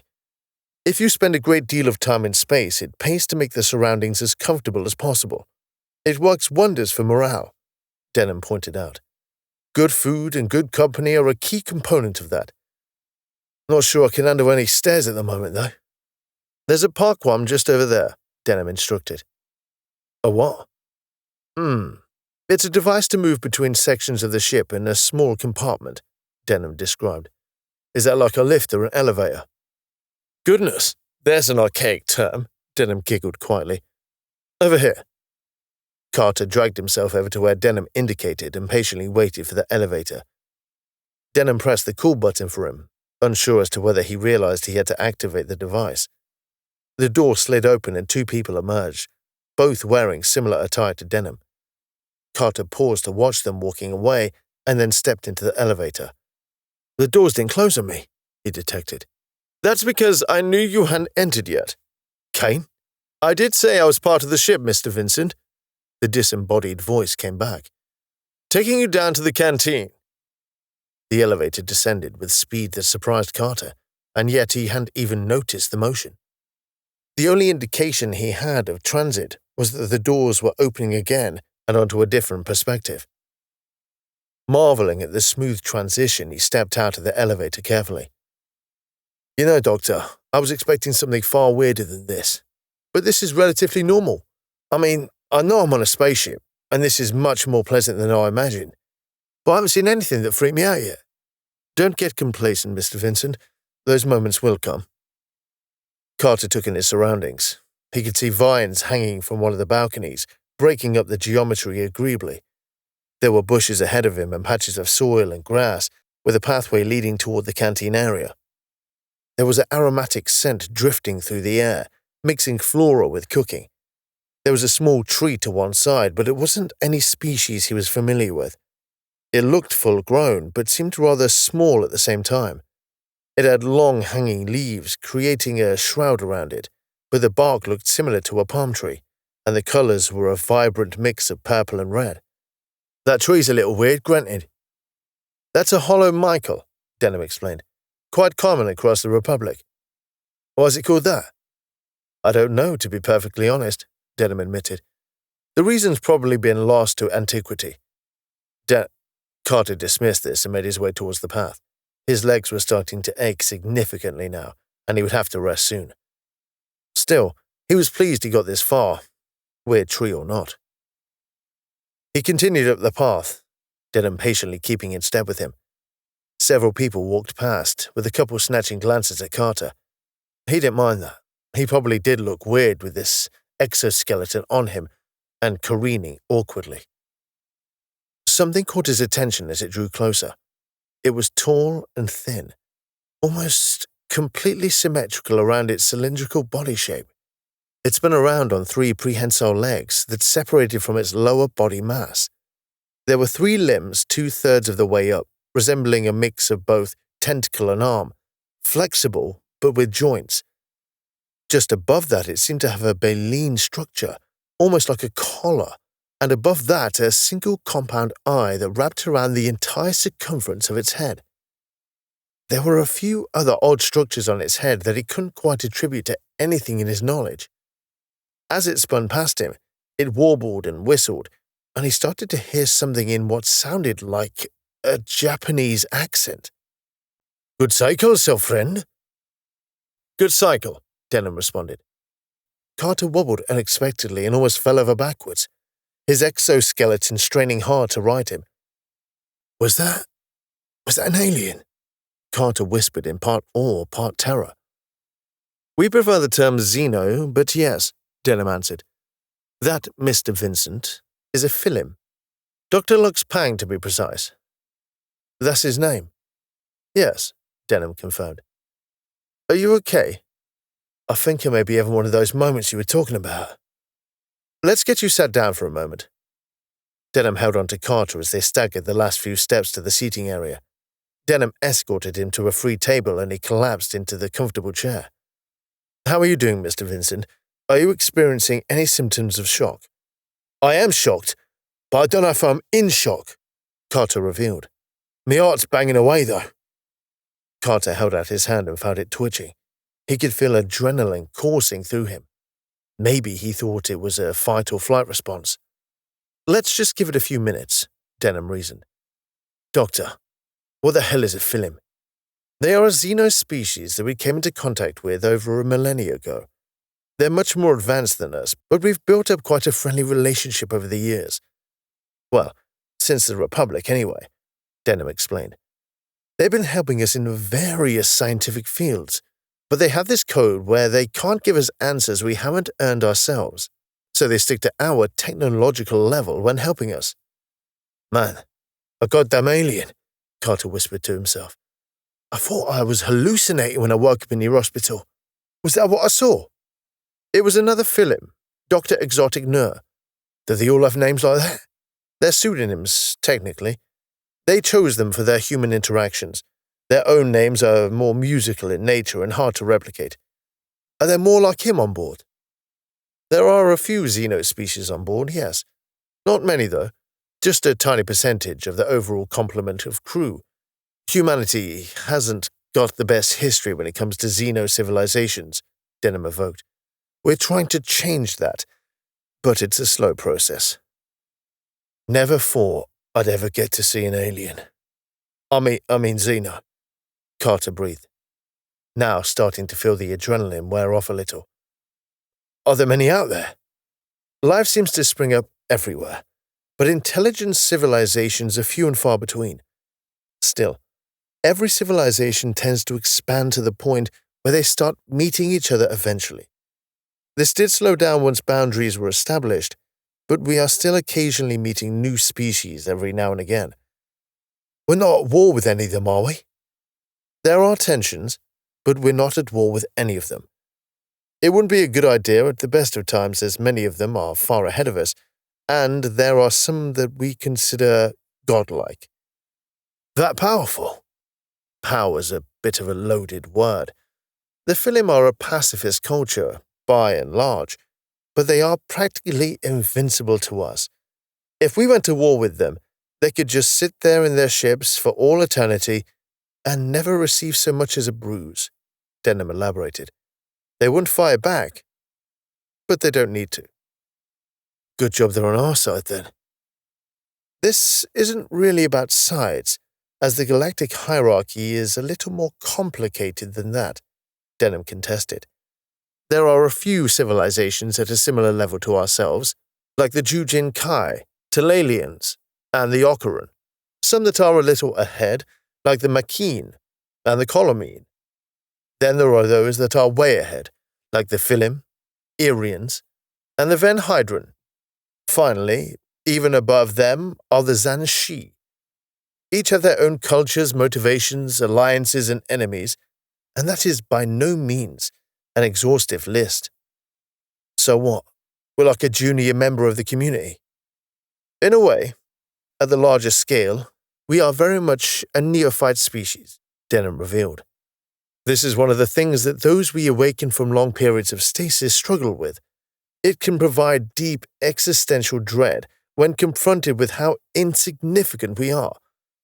To be fair, it affects a lot of modern humans too." "I'll bet. Sounds like a right pickle." "Pickle?" Carter paused for a moment to realize the turn of phrase was probably completely archaic by now. "Sorry, old turn of phrase. I mean, sounds like a right quandary." "It is what it is," Denham acquiesced. "Practically speaking, we were always going to be the lesser civilization. By definition, every species we were going to meet in space was going to be at the same level or greater. It'll change over time, but for now, we are amongst the youngest ascended species." "Well, I suppose it makes sense when you say it like that," Carter concurred. "Not so good for the old human ego." "You seem to be handling it pretty well." "I guess you could say that. I didn't really have that high of an opinion of humanity in the first place," Carter surmised. "Plus, I think a fair bit of that went over my head, All those Eno names, it's just too much in one go. You'll adjust to it, Denham reassured. You still feeling hungry? Yeah. Existential crisis or not, the body still needs feeding. Excellent. Now, there's going to be a lot of foods that are new to you, but there's still plenty of more traditional options. What would you like to go for? Chapter 9.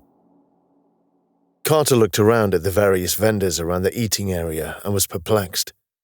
Some of the closer ones he could see the menu displays and found so many words he was unfamiliar with.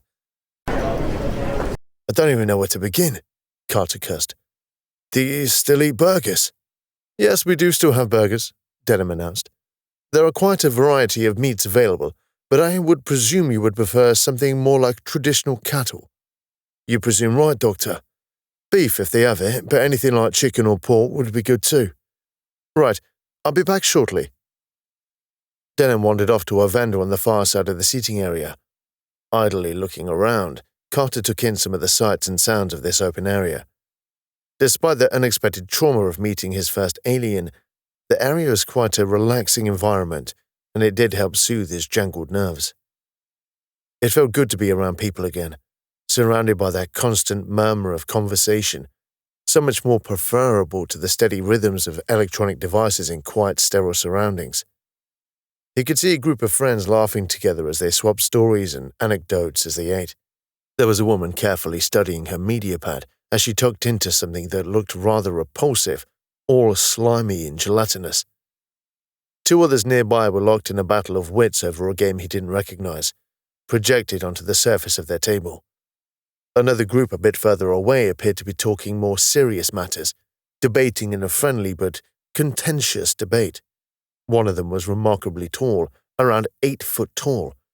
He was very slim, almost emaciated, and encased in an exoskeleton much like his own.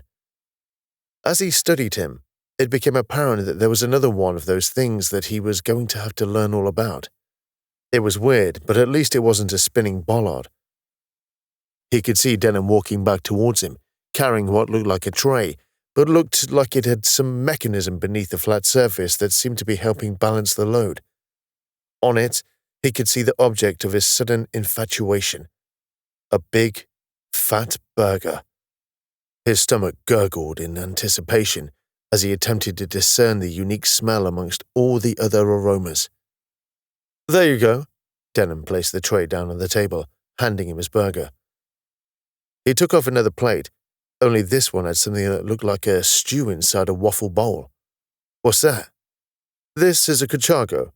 It's got caraga, spinach, nogon, colorum, and leem. Would you like to try some? I think I'll stick with the burger, thanks, Carter dismissed. It's quite delicious. I only recognize one of those things you mentioned, and I'm not exactly fond of that. You'll have to try it sometime. It's really quite a sublime mix of flavors, Denham recommended. I think I might have to work my way up to that one, Carter offered, tentatively. All these new foods, it's going to take me forever to try them all. I'll be happy to recommend a few meals to start with, dishes that will be new to you, but familiar enough that you'll feel comfortable trying them. That might be a good start. Carter took a bite of the burger and was impressed by the quality. Oh, this is a good burger. There was such a rich flavor to the meat, almost like a good premium steak. The texture was perfect as well, juicy and firm at the same time. It was quite a revelation, making him realize how artificial the burgers he was used to tasted. There was a slightly salty taste as well, something he didn't recognize. He opened the bun and found a strange heart-shaped vegetable nestled on top of the burger. That's coming out, he stated, picking the unknown vegetable out. He noticed Denham scrutinizing his dissection of his meal. Sorry, I didn't think to check the extras, he apologized with a smirk. I suspect I'm going to be doing a lot of this, Carter commented. He started to pick over his fries. They looked like normal fries except for the green coloration. Are these fries made from potatoes? They're made from tatters. They're descended from potatoes and taste almost identical. Cautiously, Carter tried one. Denham was correct. It did taste the same. Okay, I'll give you that one, Carter remarked, unintentionally starting a score of modern foodstuffs. Green fries are a bit weird, You may well find a lot of familiar foods with unfamiliar aspects. Tatters are a good example. When we started farming potatoes on new colonies, we found it gradually changed on some worlds, leading to new varieties. Tatters tend to be common because they grow on worlds where normal potatoes struggle. Denham tore apart of the waffle bowl and dipped it into the stew. Is scarcity still a common problem? Carter probed, suddenly thinking about the availability of food. It was definitely a problem in the early years of colonization, Denham recalled. Even if a planet was hospitable, people would find certain crops would flourish while others would die, and it took a lot of trial and error, along with some genetic alteration, to find what would work on each world. Many people succumbed to famine in those years. Generations of farming in tough environments yielded some unexpected results, with new crops and livestock emerging. He tore off another bit of the bowl and dunked it into the orange-brown mixture. Over time, we found new plants and animals that found themselves incorporated into our diet, and our catalogue of consumables grew, Denham continued.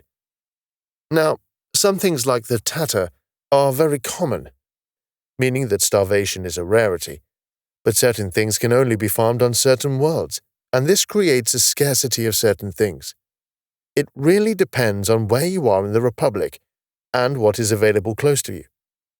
Sounds rough on those early settlers. It was, but their determination and desperation did help increase the diversity of the flora and fauna that could provide us with sustenance on new worlds, Denham added. Hunger still occurs, usually on newer colonies, where they're still trying to work out what they can and can't farm, but we do our best to ensure they have regular supplies. Well, I'm glad famine is a rarity. Certain foods are still hard to come by. I have a fondness for thraceberries, but they are extremely hard to get hold of. Carter finished off his burger with great relish, turning his attention to the few remaining tatter fries. He had to admit he had taken to this new variation of the classic potato. Denham was still making his way through his meal, spending more of his time talking than Carter, so he waited for the doctor to finish before he progressed on the topic he wanted to learn more about. Once the last of the waffle was consumed, Carter decided to proceed. So, you said you had some information as to why I was on that satellite? Ah, yes, Denham remembered, dabbing his mouth with a napkin. We still don't have a full picture yet, but we have found out a bit more. And? We know that the satellite was originally in orbit around Earth. At some point during the early part of the Great Expansion, it was removed from orbit. There were a few drones attached to the satellite that acted as engines to assist in this, and damage consistent with the presence of more. Now, there would have been a ship also secured to the satellite to provide navigation, and there was also damage to support this idea. So why move it from orbit? That we don't know yet.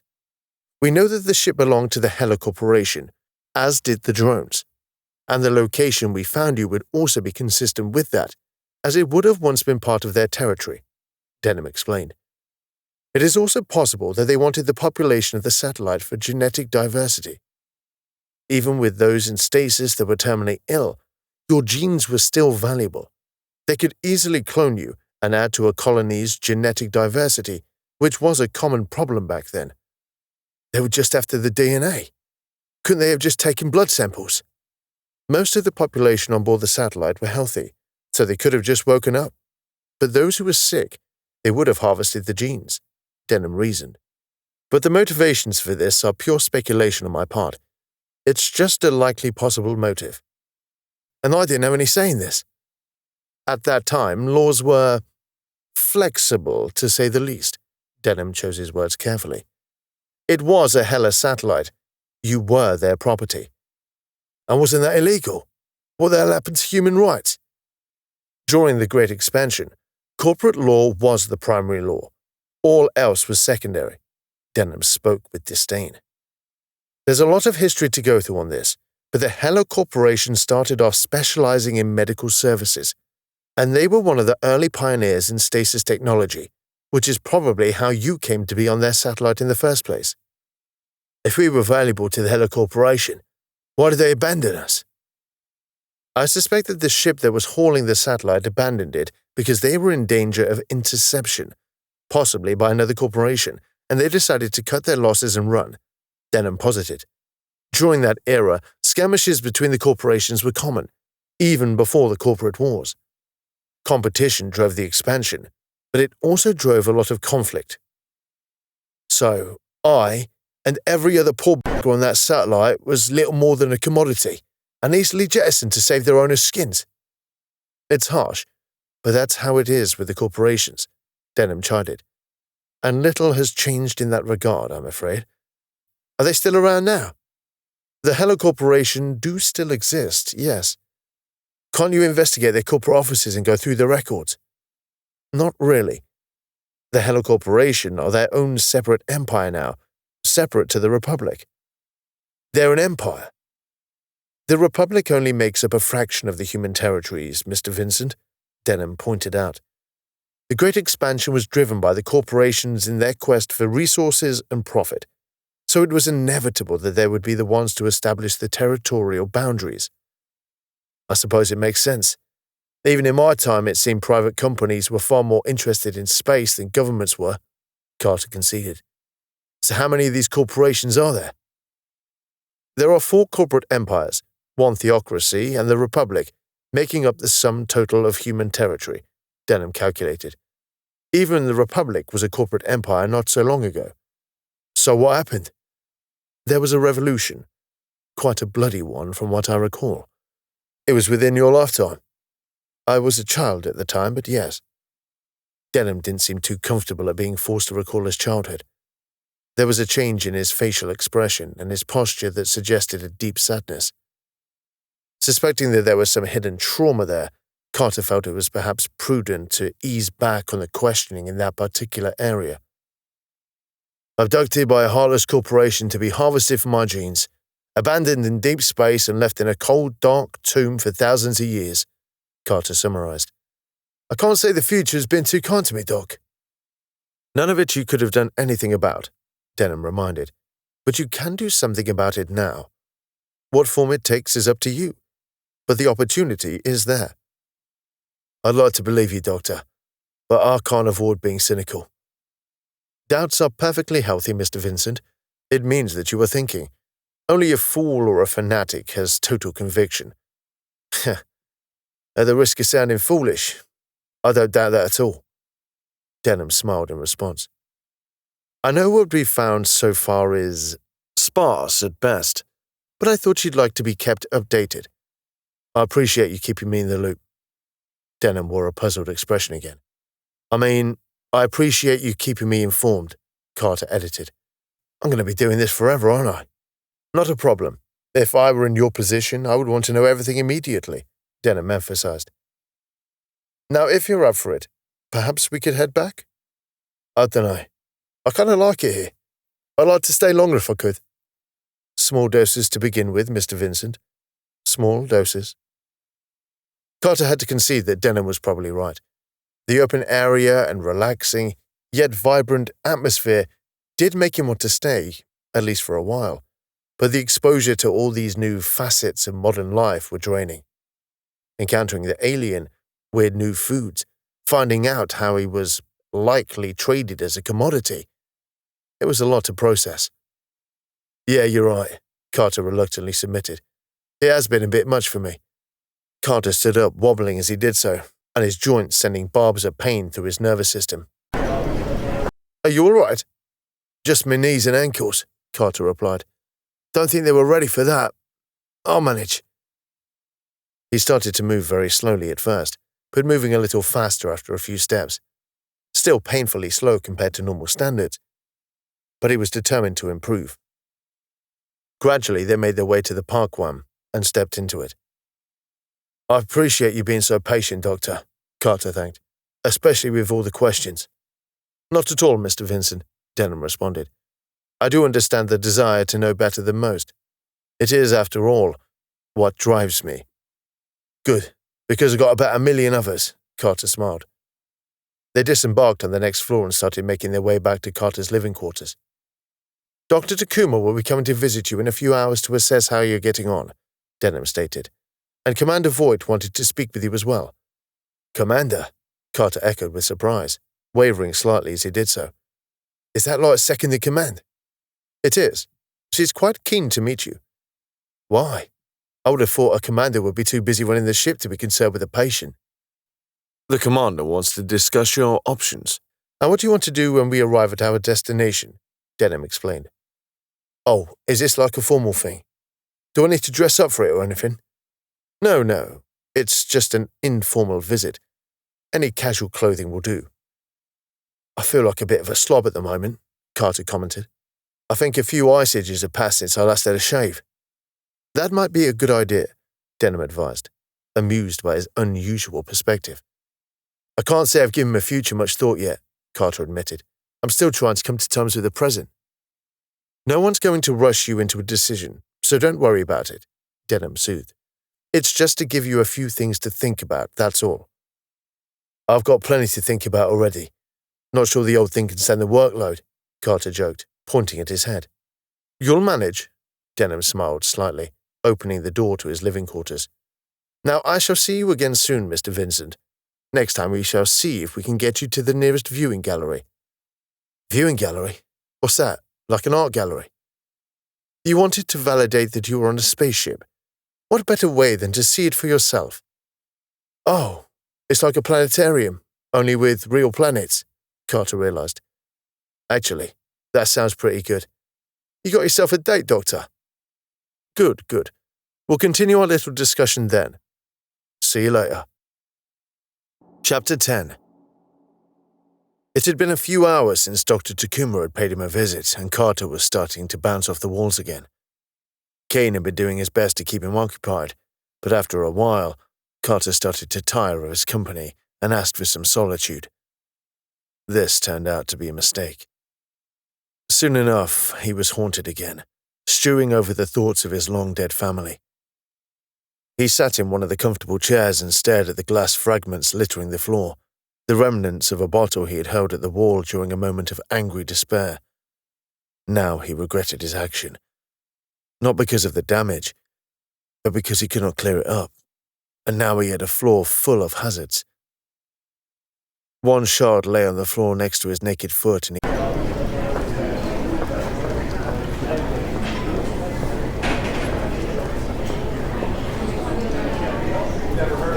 moving his foot away again. What the f*** am I doing? He cried rhetorically. The dark impulse was gone as quickly as it had come, and left him wondering where it had come from. The fact that it had control of him during those seconds scared him. He knew why he felt it, but the fact that it overrode his self-preservation was disturbing. It was a response to the trauma of finding himself uprooted from everything he knew. But would it subside, or would it nurture more dark thoughts? His mulling was interrupted by the visitor alert. He knew who it was going to be, and he cursed himself for the state of the living quarters. Standing, he started to hobble over to the door, carefully avoiding any fragments in his bare feet. Kane had arranged a comfortable pair of trousers and a shirt for him, but he just couldn't bring himself to cover his feet. He could just about do it if he really tried, but it was more effort than it was worth. He was sure the commander would understand. Opening the door, he found himself confronted with a young woman who seemed familiar to him. This must be the commander, but Carter was surprised at how young she was. He'd expected someone of a similar age to himself, maybe older. Mr. Vincent? Yeah. Good to meet you at last. I'm Commander Voight. Pleasure to meet you, he responded, shaking her hand. And welcome to the Liberator, she added. I trust you find your accommodation satisfactory. This is very comfortable, Carter commended. Had I not been told this was a military vessel, I would have never have guessed. Oh, they're not all as grand as this one, Voight grinned. I started off on an old Triskel-era frigate. That was a cramped old metal canister, powered by wishful thinking and spite. Carter smirked at her comments. Looks like you had an accident, Voight noted upon observing the broken glass. A bit of a forceful one. Carter could see the commander had already taken stock of the situation and was analyzing it. There was little point in trying to invent some kind of cover story. She was obviously astute enough to work out what had happened. Maybe not why, but certainly the what. To tell the truth, I had a bit of a bad moment, Carter admitted. Not my smartest idea, I know. I can't reach down far enough to pick the pieces up. And not a good place to be wandering barefoot. Can't reach my feet either. To be expected, I guess. You'd been in a box for millennia. The fact you're walking at all is an achievement, Voight observed, starting to pick up the pieces of glass. Guess I should thank you for picking me up. It's our duty to assist stricken vessels. Don't normally find one so old, though, Voight continued. Do you know what the odds are of finding a ship once it's adrift? I don't think I want to guess.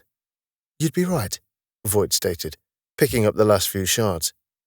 You seem to have beaten the odds, Mr. Vincent. I don't feel lucky. I can't imagine what a trauma you must be experiencing at the moment, but we will do everything we can to help you through it. Since I woke up, I found out I've lost my family, and everything and everyone I've ever known. I found human culture has moved on, leaving me a stranger in a strange land. It's been a nightmare, Carter revealed. But calling it that would be unfair on you guys. You've all been falling over each other trying to help me, and I can't express how much I appreciate that. It's the only thing keeping me sane at the moment. I hope we can help you fully adjust to the modern universe, Mr. Vincent. So do I. And this is what I came to talk to you about, Voight pursued. To see how you want to continue your treatment and what to do after that. Dr. Takuma mentioned staying on board. She stated that consistency was important. That's quite true, and this would be a good environment for you to adapt to, as it is like a society in a bottle, Voight nodded. The main problem with this is that this is the first and foremost a warship. If you decide to stay here, you will be acknowledging those risks that go with a military life. I should be dead already, and I've already lost everything. I think my fear of risk has taken a dramatic tumble, Carter attested. What would happen to me if I left at our next stop? You'd be taken to a specialist treatment center in the colony. They're usually quite remote, and often in some very nice areas. They're usually secluded so the modern culture doesn't agitate those suffering displacement trauma. Is that the name for it? Displacement trauma? Carter inquired. It's the broader category term, yes, Voight explained. The treatment there will be more specialized than what we can offer.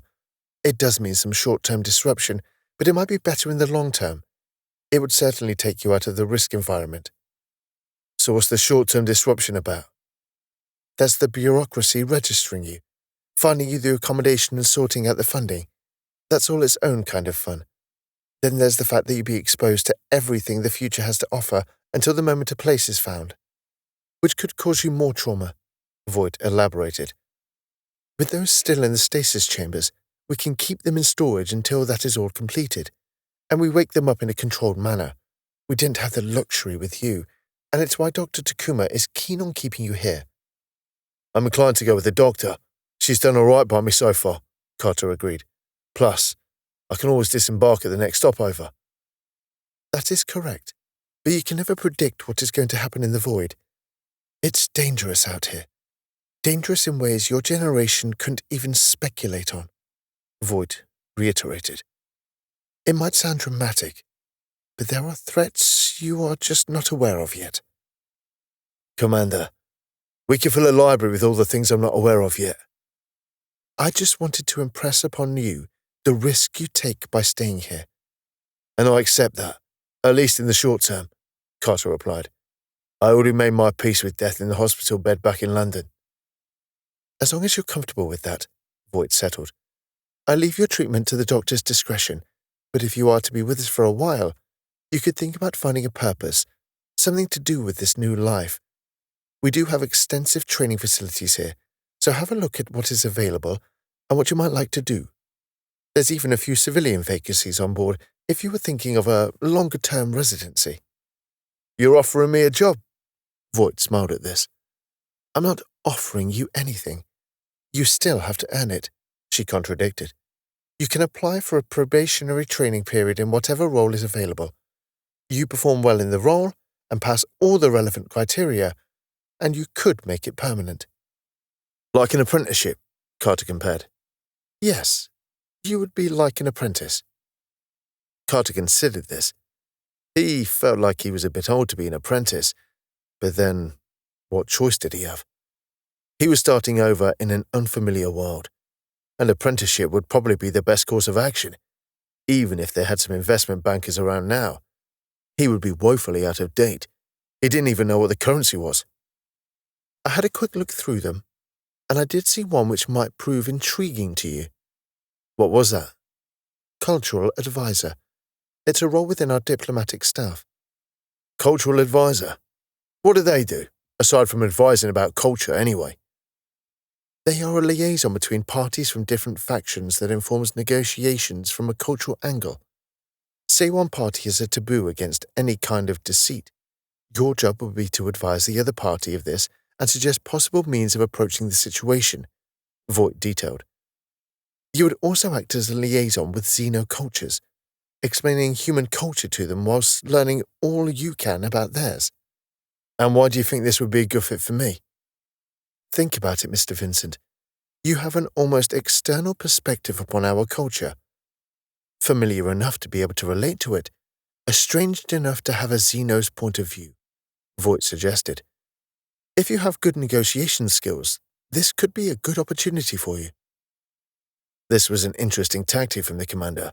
She was taking something about himself that he saw as a weakness and turning it into a potential advantage. He had to admit, this young woman was not what he had expected from a person of her status. He had expected a more authoritarian style, but she was quite warm and caring in her approach and showing a good grasp of emotional intelligence. Okay, that's not a bad argument, Carter raised an eyebrow. Let me have a think about that. If you're intent on staying for the time being, have a look into the training center and the vacancies and see what piques your interest, Voight offered. Anything else, just ask Kane. Thank you. I did want to ask you something else while I was here. What's that? I have an interest in historical fictional literature, and I wanted to ask you a few questions about books on your time period and any recommendations you may have. Oh, wow. I've never been much of a reader, Carter stuttered. Not sure I'd be much help on that. What do you want to know? I'm keen on finding out who were considered the authors who had the biggest cultural effect and who best reflected the society you lived in. I guess if any single author had a bigger impact than anyone else, it would be Stephen King, Carter judged. I've heard of him, Voight confirmed with interest. He wrote horror fiction, didn't he? One or two, yeah. Have you read any of them? I've read a couple, but I've probably seen more of his stories in films. Any you'd recommend? I did like The Stand and It. It, Voight echoed. Short title. What's it about? It's about these kids who are terrified by a monstrous clown that feeds on their fear. What's a clown? This statement threw Carter for a moment, as he considered the implications of it. There's no clowns in the future. Tell me what one is, and I'll let you know. They're children's entertainers that wear deliberately bizarre clothes and have painted faces, Carter described. I never liked the painted faces. They'd have a painted smile, but their real face would have a sour expression. It makes them look creepy, which is what King was tapping into. We have children's entertainers still, but they don't do anything like that. Sounds unnerving. I think it's a bit of a holdover from older civilizations that clung to the edges of our culture, not really relevant, or ever wanted, but still managing to hold on. When he thought about it, it wasn't really a surprise that they didn't exist anymore. Do you think he reflected your society as a whole? Voight questioned. Or is it more of a deliberately distorted representation meant to heighten certain aspects? I've never really thought about it in those terms before, Carter admitted. I suppose he did have a bit of both, really. It's probably the nature of the genre to be more of a representation either way. What other books did you like? Carter vacillated as he struggled to remember the few books he read during his lifetime. I did like John le Carre's books, Carter remembered. I think his work is more reflective of society. It was quite grounded. That's what I like about it. Tinker Tailor Soldier Spy is one he was most famous for. Oh, that's a good title. Should make searching for it much easier. Can't really think of anything else at the moment. I know plenty of good authors I should have, but never really got round to reading the books. That's okay. Most people do the same thing now, Voight smoked, knowingly. But if you think of any others, do let me know. I'm surprised you just can't find it on the internet, or whatever equivalent you have. You'd be surprised how many gaps we have in our history, Mr. Vincent. I'm not sure how much you know yet, but there are reasons why we are missing a good chunk of our history, Voight explained. Some of it is still out there, waiting to be discovered by some datasphere archaeologist. So, it's just lost? Some of it is, but there's so much in the realm of information that it can be buried under a mountain of data, Voight added. You could spend years searching and never find what you were searching for. Some of our history has just been plain deleted, though. How did that happen? As I said, there are reasons, but it's quite a long and convoluted story, Voight evaded.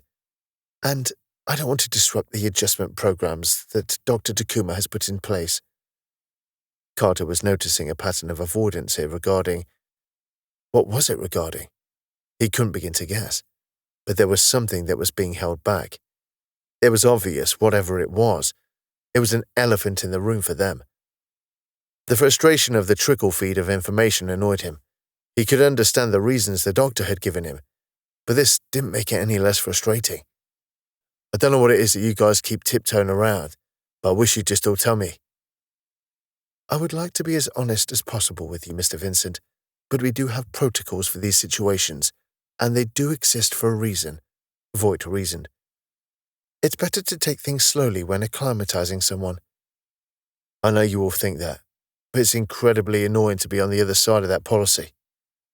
I can imagine, but we've resurrected quite a few people from stasis over the years, so we've got extensive experience on this, Voight attempted to placate. Believe me, too much too fast rarely ends well. I met my first alien today. I mean Xeno. Think I dealt with it okay. Maybe I was a bit disconcerted, but I didn't turn into a gibbering mess. You may well be handling the displacement better than most, but I'm not an expert in those matters, so I'm going to leave this in the hands of Doctors Takuma and Richt, Voight deferred. Now, I would love to stop and talk for a bit longer, but I do have quite a few items left on my itinerary. Thanks for the talk. I'll give that cultural advisor role some thought. When you've made a decision, let the doctors know and we'll work something out. You can contact me directly if you want, but I can't promise to answer immediately. As you can imagine, it can get hectic in my position, Voight directed. I will try, though. I understand. No matter what you decide to do, I would love to talk to you before you go and learn a bit more about the pre-expansion era, Voight proposed, and any other book recommendations you may have. I'll see what I can dig up from my long-term memory, Carter offered. Voight stood up with precision, and Carter started to follow suit. You don't need to get up. Yeah, I do. It's all good practice for me. Voight nodded in acceptance. Carter saw her to the door and exchanged a few parting pleasantries before watching her disappear down the corridor. Chapter 11. Denham took a sip of his coffee as he pored over the satellite logs. Kane and the team of data miners had made strides with recovering the data, but it was still too threadbare. They had recovered most of the personal data, so they knew who most of the inhabitants were now, but they were lacking way too much regarding the relocation of the satellite and the purpose. It seemed the satellite's own logs had recorded the events from inception to relocation, but there was nothing to indicate why. There were streams from cameras that showed Hela technicians moving around the ship and making adjustments to the satellite systems, but there was nothing on the system beyond course projections. It appeared the final destination was a planet named Petra, which was deep in Hela's space. At the time of the journey, it would have been a relatively new colony, which lent credence to Denham's theory of genetic diversity. There weren't any known genetic diversity issues with that colony, but records were far from complete, especially those relating to enemy territory. Morning, Denham. Oh, morning, Rachel. Denham had been so focused on his terminal that he hadn't heard his colleague enter. He took another sip of his coffee and went through a mental checklist. There was still much to get through, so many logs and records. Not that he expected any new information out of them, but it paid to be thorough. Random chance could always result in some clue, some Rosetta Stone that might open the door to more information. But for all the excitement random chance could offer, its less exciting sibling, likely possibility, promised the more mundane option of nothing. Morning, Denham. Morning, Akari. Do you sleep, Denham? I just like to get up early. And work late, Akari contested. Trust me, if a medical doctor thinks you work too many hours, then you do. I'll take that under advisement, Denham ignored, returning to his work. He scanned through more files, looking through the analysis of the data miners and their conclusions, weighing up their findings, which amounted to very little hard data. Dr. Richt, may I interrupt, please? Of course, Kane. What is it? One of the data miners has flagged something that could be of potential interest, Kane explained. I shall convey it to your terminal. A frame from a visual stream appeared on his terminal display. Actually, could you display it on the wall, please? Let everyone get a look at it. Kane complied, and the wall configured to display the visual stream. It started moving, showing the movements of two Hela technicians in what appeared to be the command room. What are they looking at here, Kane? This looks rather unremarkable. The point of interest will happen in about 30 seconds, Doctor. Denham patiently observed the stream, watching the technicians work on separate terminals. Background noise accompanied the events, but it appeared that neither of the technicians were interested in talking. Nothing much happened until one of them finally spoke, seemingly responding to a silent summons. Steve, Hennick's calling us back to the ship. They've picked up something on long-range sensors. Could be a ship. The other technician responded with a curse, and they both stood and left. That's it? Denham asked incredulously. Do you not see it, Doctor? What am I missing? Kane reviewed the stream, moving it back to when the two technicians entered the room. See what they are carrying? Look like standard media devices. Old tech, but much the same. Now notice when they leave. The stream moved to the point where they left the room. Denham still couldn't see what Kane was hinting at, even after they had left the room. Oh, he's left the device behind, Rachel blurted out. Once it was pointed out to him, it suddenly became obvious. I don't know how I missed it myself, Kane apologized. It never occurs to me how forgetful you humans can be. I missed it myself, Kane, don't worry about it, Denham dismissed. It's a device not native to the satellite. It may have data which the satellite's computers do not. It could still be there, Doctor. Denham wondered how they hadn't noticed during their sweep of the satellite, but it could have easily been overlooked. The emphasis had been on retrieving the crew after all. Okay, I'm going to have a look. It took Denham time to traverse the ship to the satellite, but when he got there he found the quarantine was still in place and he had to wear a suit again.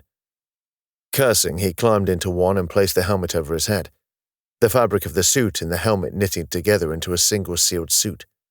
He climbed onto the satellite, avoiding a group of engineers who were removing one of the containers. Denham acknowledged them cordially and moved on with singular focus. Making his way around the satellite, he wondered where the device could have ended up. Without the gravity, it could have easily drifted away, but with the doors closed, it should still be in the same room. He floated through one of the radial corridors towards the hub of the satellite, listening to the sound of his own breathing within the helmet. The sound made him more aware of his confinement and served to irritate him. The control room was located in one of the central hubs in an asymmetrical arrangement, with another room occupying its reflected module. Although not many people had been in the room, particles floated around in a slow dance, indicating they had been recently set in motion by someone moving around.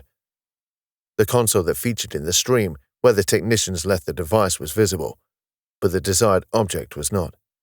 He would have been surprised if it had been, as it almost certainly had drifted off.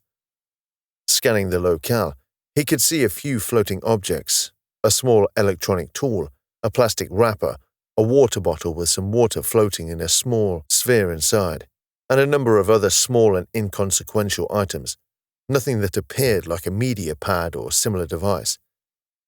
Where could it be? If it had been floating free, it probably would have been noticed by one of the Liberator's crew by now, so it was liable to be in a confined space or trapped by something else. Nooks and crannies were everywhere, as the ship had been designed in a modular fashion, with everything bolted into place on a frame. This meant there was plenty of places for the device to hide.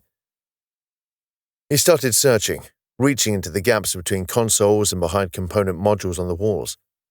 He managed to snag something with a hard plastic edge and, with some excitement, pulled it out only to find out it was another small electronic tool.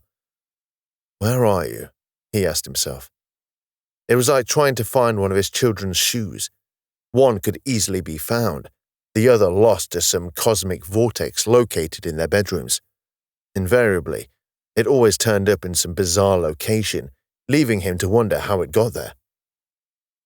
He spent a good time while searching, gradually getting more irate with each failure, much as he did when searching for his children's shoes. Denham wasn't prone to swearing, but he was quickly approaching the state where it may become inevitable.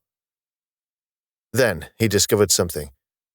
It was underneath a chair, trapped in the hydraulic workings. There was a gap in the front where it must have entered the space, and it was through this that he was able to find it with his blind groping. He felt a thin plastic mold and grasped it, slowly pulling out his arm. The object was indeed a media pad, emblazoned with a Hella logo. "Aha!" he cheered, suddenly feeling the frustration lift. "There you are." It was dirty and looked like it might have had some frost damage to the casing, but otherwise it didn't look much different to how it appeared in the stream. Denham prayed that the device hadn't degraded internally, but given that it was securely sealed and floating in a stable environment for over a millennia, the chances were good. Having secured his prize, he started to make his way back. Chapter 12.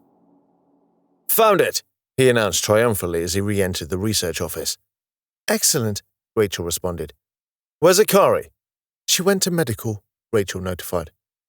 "Kane, can you notify Dr. Takuma that I have retrieved the device from the satellite?" Denham asked. "She may want to have a look at this." "Certainly, Dr. Richt."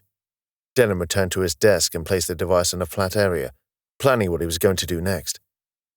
The first thought that occurred to him was power. The device would have a battery of some description, but that would have been long dead. He would have to remove that and find a way of supplying it with power independent of the battery. Examining it, he found a way to open the casing. All handheld devices had some means of opening the casing, but they did vary. He found 2 suitable indentations on either side and pulled at them, popping the plastic backing off the device. Locating the battery, he found evidence of some corrosion, but no damage to the contacts. He pulled it out and went looking for an adapter. His desk was built for contactless charging of devices, but the media pad didn't appear to be capable of that. He rooted through the storage cupboard where they kept the device parts. It always made sense to stock all manner of electronic adapters, as they always proved useful at some point or another. Denham retrieved a device with a smooth base with a cable protruding from it, with an unusual broad and flat head. Thin metallic teeth were visible inside the sheath of the head. "Right, let's see if this works." He clipped the head onto the back of the device and activated it. A light shone from the head over the contacts, and then a number of metallic teeth extended slightly to make contact with the device's exposed metal. Flipping the device, he searched for the power button and waited. The black screen remained inactive for a short while, but eventually the Hella logo appeared on the screen. Fortune was with him, it seemed.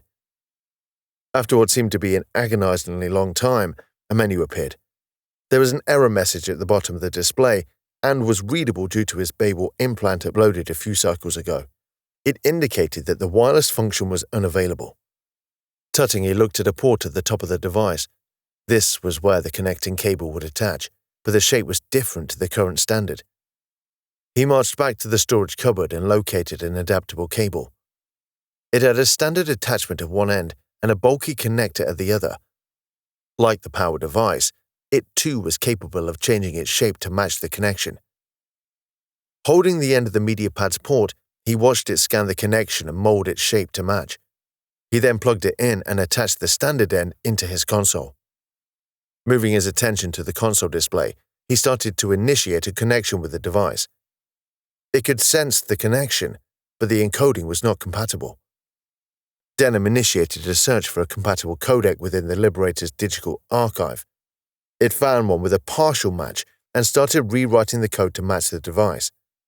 After a delay and some automated trial and error, it found the correct configuration and started talking to the device, confirming this was a successful connection message. Relatively painless, Denham quipped. Antivirus software started aggressively interrogating the device, preventing Denham from accessing it while it performed the task.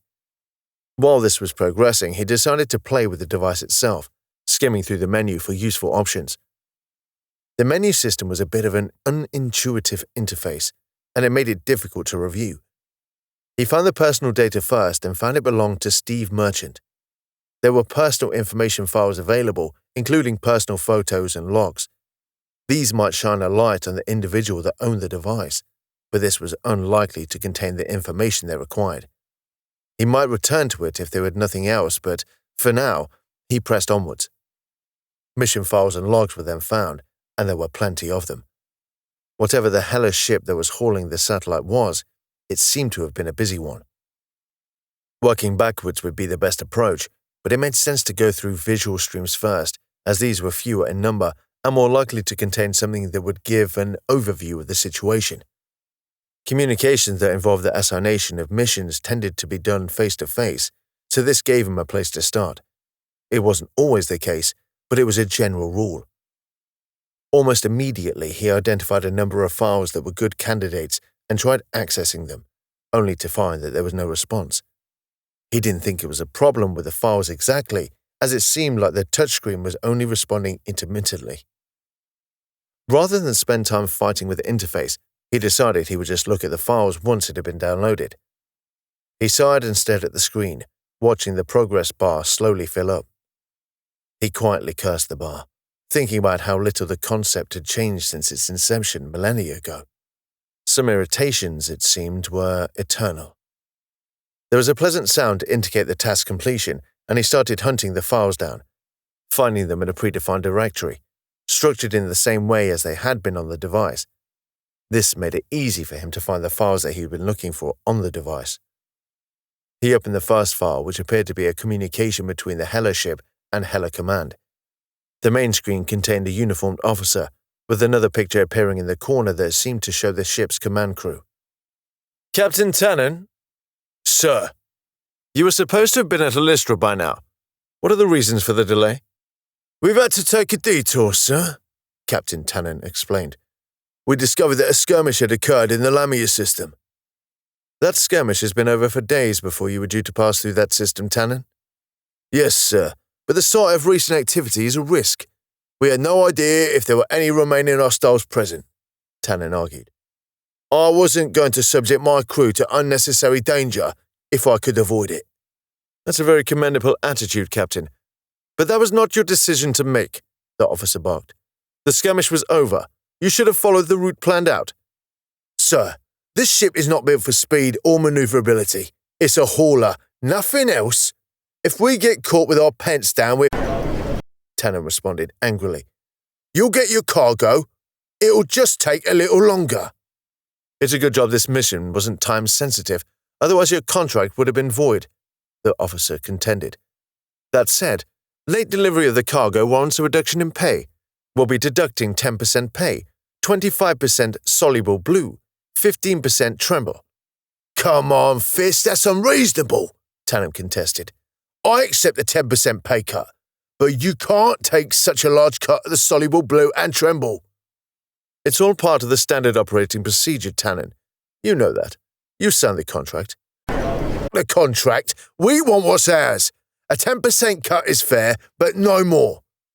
This is not up for negotiation, Captain. That is the fine as it stands. You can't treat us like that. Do you even want these peepsicles? Tannen complained, using the derogatory term for those in stasis.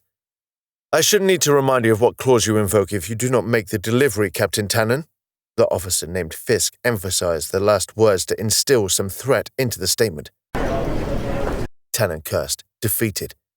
Make sure the cargo gets here within 5 metric days, or you'll invoke a further fine, the officer demanded. Fisk out. The main screen went black as the officer terminated his side of the communication, but the subscreen remained online. Corporate, are you every time? Someone off-screen bellowed. Not your fault, Hennig. We've got your back. The screen within a screen cut out. They were being paid in tremble. Hey, Kari, Denham noticed. You've been stood there long. Just the last few seconds, Akari revealed. The soluble blue I'm hardly overjoyed about, but that's nothing in comparison to Tremble. You know Hella? Awful stuff. Akari had seen the effects of many narcotics, and Tremble, though nowhere near the worst, did have some devastating side effects. It had been developed to increase the efficiency of energy distribution in the musculature, which it did exceedingly well. This made it a popular drug for increasing productivity in manual jobs. The downside was it could easily starve the body if calorific intake wasn't adjusted accordingly. Many people starved themselves without even realizing they were hungry, focused on their jobs with zeal.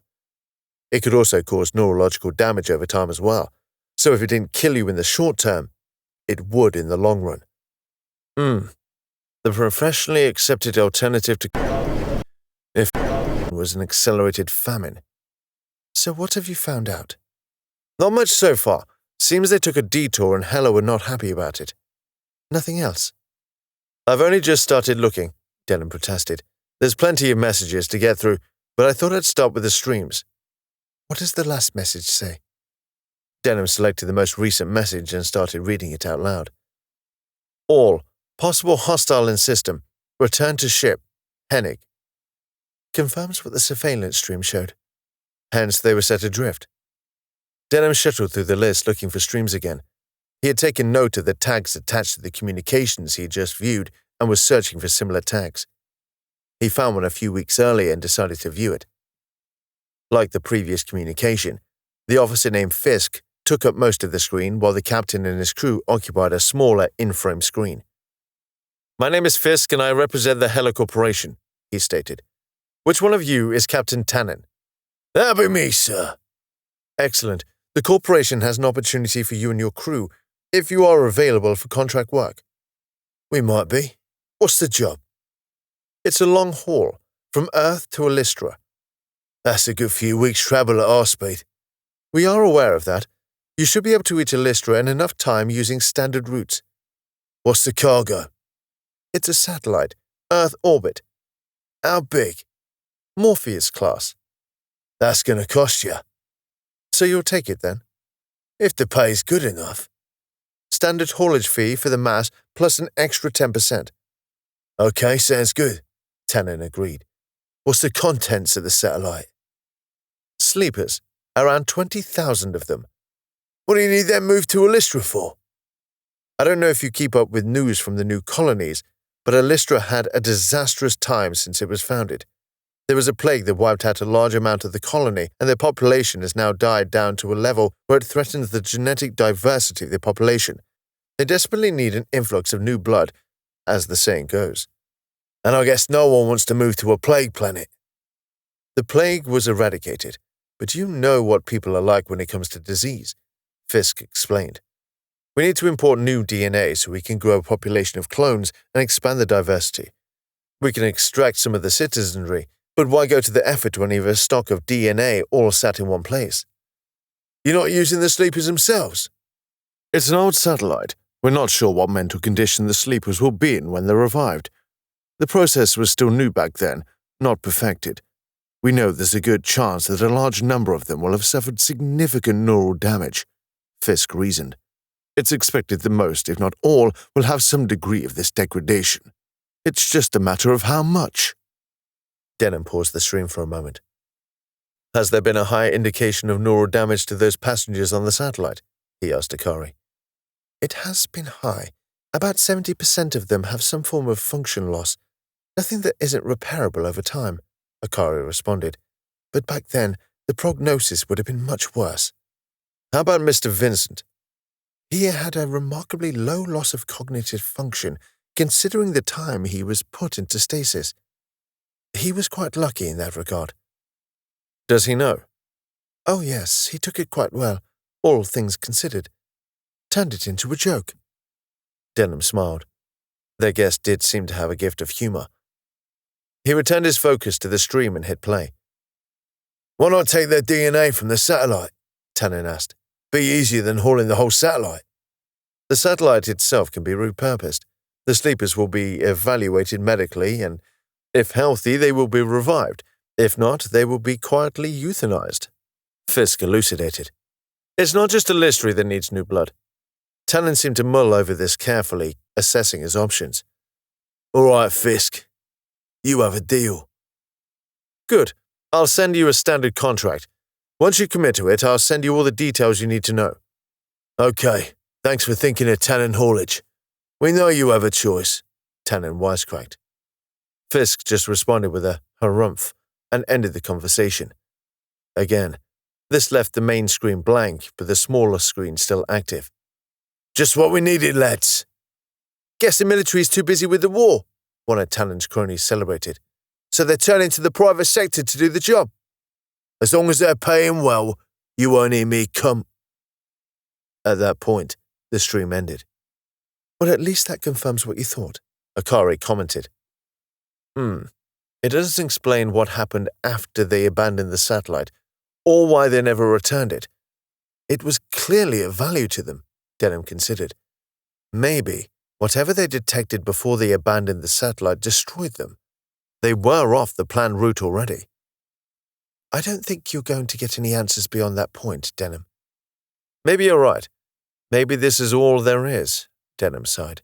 I hate not knowing the full picture. This will give Mr. Vincent, as well as the others, some context for their predicament, though, Akari soothed. A partial picture is better than a total mystery. Poor Carter.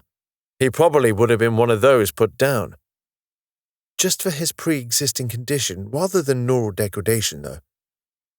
Sometimes fortune seems to have a very dark sense of humor. We're going to have to tell him about this. Let me tell him. I'm going for lunch with him a bit later. Denham offered for practical reasons. Firstly, he was going to be the first one to see him, and secondly, he found Akari was a little blunt at delivering news like this. She came across as an excellent doctor, but she did lack a little tact. Chapter 13. A butterfly landed on his forearm. What a peculiar thing to find upon a spaceship, he thought. Look at that, Carter pointed out. Where did that come from? He may have escaped from the garden, Denham replied. You have a garden on this ship? Carter marveled. Of course. Once a ship gets beyond a certain size, they become a necessity. That's going on my list of things to check out. The butterfly's wings fluttered for a moment, and it crawled around, exploring the surface it had landed on. It decided it didn't like Carter's forearm and took off again, heading towards the source of the aroma it had picked up on. Carter watched it disappear into the distance, fascinated by its fragile beauty, especially given the knowledge it was surrounded by the cold void of space. So, have you decided to be a little more adventurous today? Denham probed. Carter scanned all the different kitchens available. Some of the menu he could read, others were too far away. Denham caught him squinting and passed him his media pad. All the menus are on the datasphere. Carter looked at the media pad and could see a menu in a format he was familiar with. The media pad itself wasn't that different to technology of his own time and instantly intuitive. You don't need to actually touch the screen, Denham pointed out. It can read your gestures without having to make contact. Wading through the library of culinary information, Carter realized he had underestimated just how extensive these menus were. He handed the media pad back to Denham, realizing that the choice on offer was just confusing him. So much choice. It would take me hours to decide, Carter admitted. I fancy some scrambled eggs with Worcestershire sauce. We can do eggs. Never heard of the sauce, though. It was a sauce with a tangy, slightly fruity flavor. Sounds a bit like egg annetto, Denham estimated. It's not a chicken's egg, but one from the Gumper bird. You're losing me here. The Gumper egg tastes superior to the chicken's in every sense, Denham offered. Trust me, give it a go. I don't know. If you don't like it, I'll get you something else. Wait, are you buying these meals? Well, it comes under the medical and well-being budget, Denham explained. But I will buy the replacement meal myself. Now I feel guilty, Carter confessed. Okay, I'll try the egginotto or whatever it was. Good. I'll be back in a short while. He had to admit he'd forgotten about money. His mind had been preoccupied with so many large concepts he had completely misplaced the mundane. Still, he was grateful for the dedication to his care that both Denham and Akari were showing. He was particularly warming to Denham, who'd been friendly and patient with him, but there were little things that amused him as well. The way he talked about food hinted at a great passion for the subject. His demeanor moved from scientific to excitable whenever the subject of food came up. His mind went back to the butterfly. He thought about how much the encounter had calmed him without him realizing it. To see something so beautiful after spending so much time in his living quarters, it uplifted him. Knowing that there was a garden on board, he knew he had to visit it. He liked this place because it was a more natural setting, like a park with an open-air restaurant, but the idea of a fully fledged garden sounded wondrous. "Here you go," Denham returned, placing the meal in front of him. Carter studied it carefully, like a student presented with a specimen to dissect. The color was a little off-putting, being closer to orange than yellow, but the smell was enticing. It was the smell of eggs, but less strong and more fragrant. "Smells like if there was a Thai version of scrambled eggs." Thai? It occurred to Carter that this was another term Denham was unfamiliar with. "Sorry, Doctor. It was a type of food I was familiar with." The eggs were served with what appeared to be something like red runner beans and something that looked fruity. He probed it gently and scooped a little up. He guided it towards his mouth and, with some reluctance, he shoveled it into the hole. To his surprise, it tasted wonderful. There was a distinct flavor of egg, but quite a strong, piquant complement with perhaps a little zest. What was noticeably different was this egg was lighter and consistent in texture. It wasn't the scrambled eggs with Worcestershire sauce he was expecting, but it was a suitable substitute. He then felt his hunger drain away when he noticed what Denham was eating. "Doctor, your meal appears to have ants in it. Big, fat ants." Denham looked at him quizzically, as though eating ants was the most natural thing in the world. "Yes, and? I guess you all eat bugs now." "Ah, I see what you mean," Denham acknowledged. "There was a time when humanity didn't have much choice but to learn to eat invertebrates to get their protein. After that, whatever disgust there was beforehand just faded away. Well, it's alive, and well, in me. It's perfectly normal to eat invertebrates now. This is quite delicious, in fact." "That's minus 10 points to the food of the future," Carter announced to himself. "I'll just look this way while you eat that. So how did your conversation with Commander Voight go?" "She said more or less the same as what you did, that I could stay if I wanted to or leave when we reached the colony. The latter sounds more like a palaver, though," Carter stated. "She also mentioned about me getting a vocation or going back to school, something to get me back on my feet." Carter looked down at his own legs, still encased in the exoskeleton. "Well, you know what I mean. Got anything in mind?" "She suggested I try the cultural advisor role." Denham smiled with some humor. "I know what you mean, mate. I've never exactly been a cultural touchstone," Carter giggled. "But I do have the gift of the gab." "I'm sure you have, whatever it is," Denham chuckled. "It means I'm good at talking," Carter explained. "That is becoming apparent, Mr. Vincent," Denham observed. "But not all of it makes sense." "Eh? I guess I do need to upgrade my lexicon." "So you're thinking about applying for it?" "I don't know. It does sound intriguing, but what do I know about geopolitics and alien cultures?" "If you're willing to learn, you will," Denham surmised. "More importantly, it might give you a sense of purpose, something to strive for." "It would be good to have something to aim for," Carter nodded, snacking on another portion of his egg-based delicacy. The mere mention of his involvement in the realm of diplomacy would have made Karen laugh uproariously. Yet, he was curious. It was a hell of a career change from investment banker, but there were transferable skills. In a way, he would still be advising people, even aliens, on how to invest. It's just what they would be investing would be words rather than money. It had another perk. If you were stuck in this environment, it made sense to learn as much about it as possible. If you can do that at the same time as making money, all the better. "I can see some upsides to the opportunity," he concluded. "This is my new life.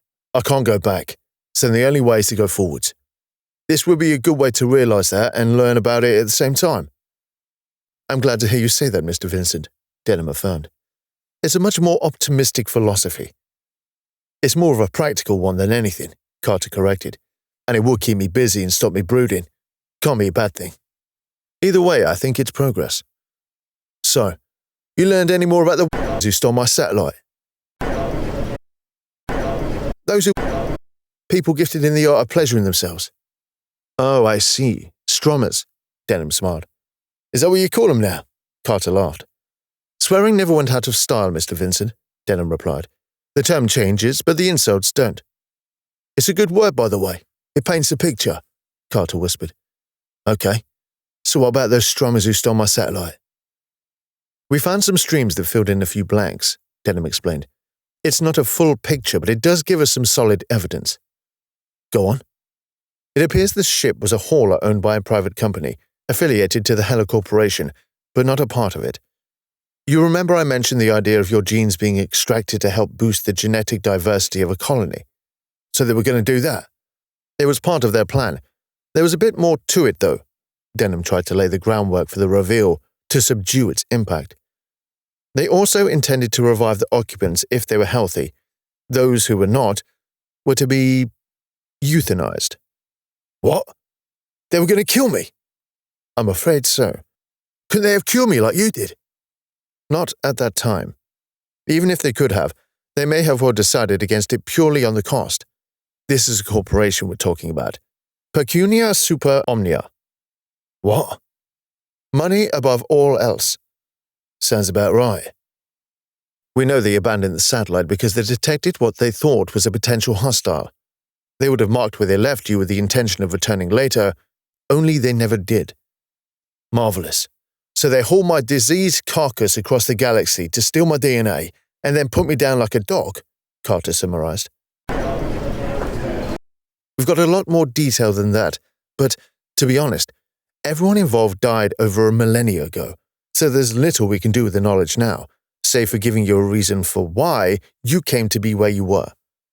Well, that's, unsatisfying. I don't like it either, Denham agreed. It feels incomplete. Half a story. I should be grateful to know half of it, but I'm just annoyed I don't know the other half as well. Well, at least you have a future. True. Still not sure how I feel about that yet, but at least I have the opportunity to feel that way, Carter mused.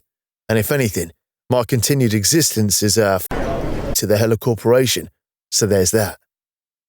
That's one way of looking at it. Spite could be a good motivator, Doctor. Not a very healthy one, though, Denham argued. It's still a reason to add to the list. Carter was unsure how he felt about this news. He was effectively dead when he was abducted, and then they would have killed him without him being any wiser.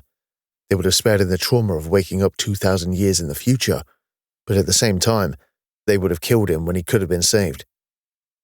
It was maddening to be locked in a state of ambivalence about his own existence. You enjoying your ant al fresco? Very much so.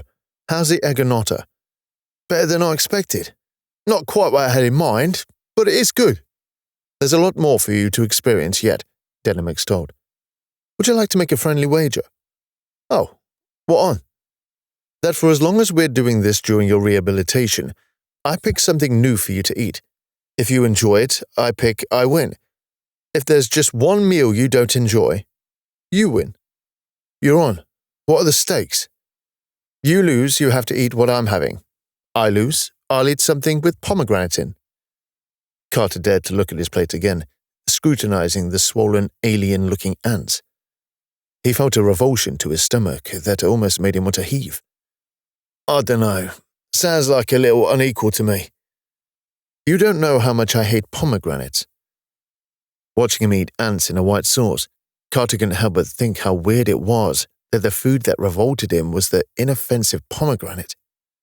Okay then, I agree, Carter accepted.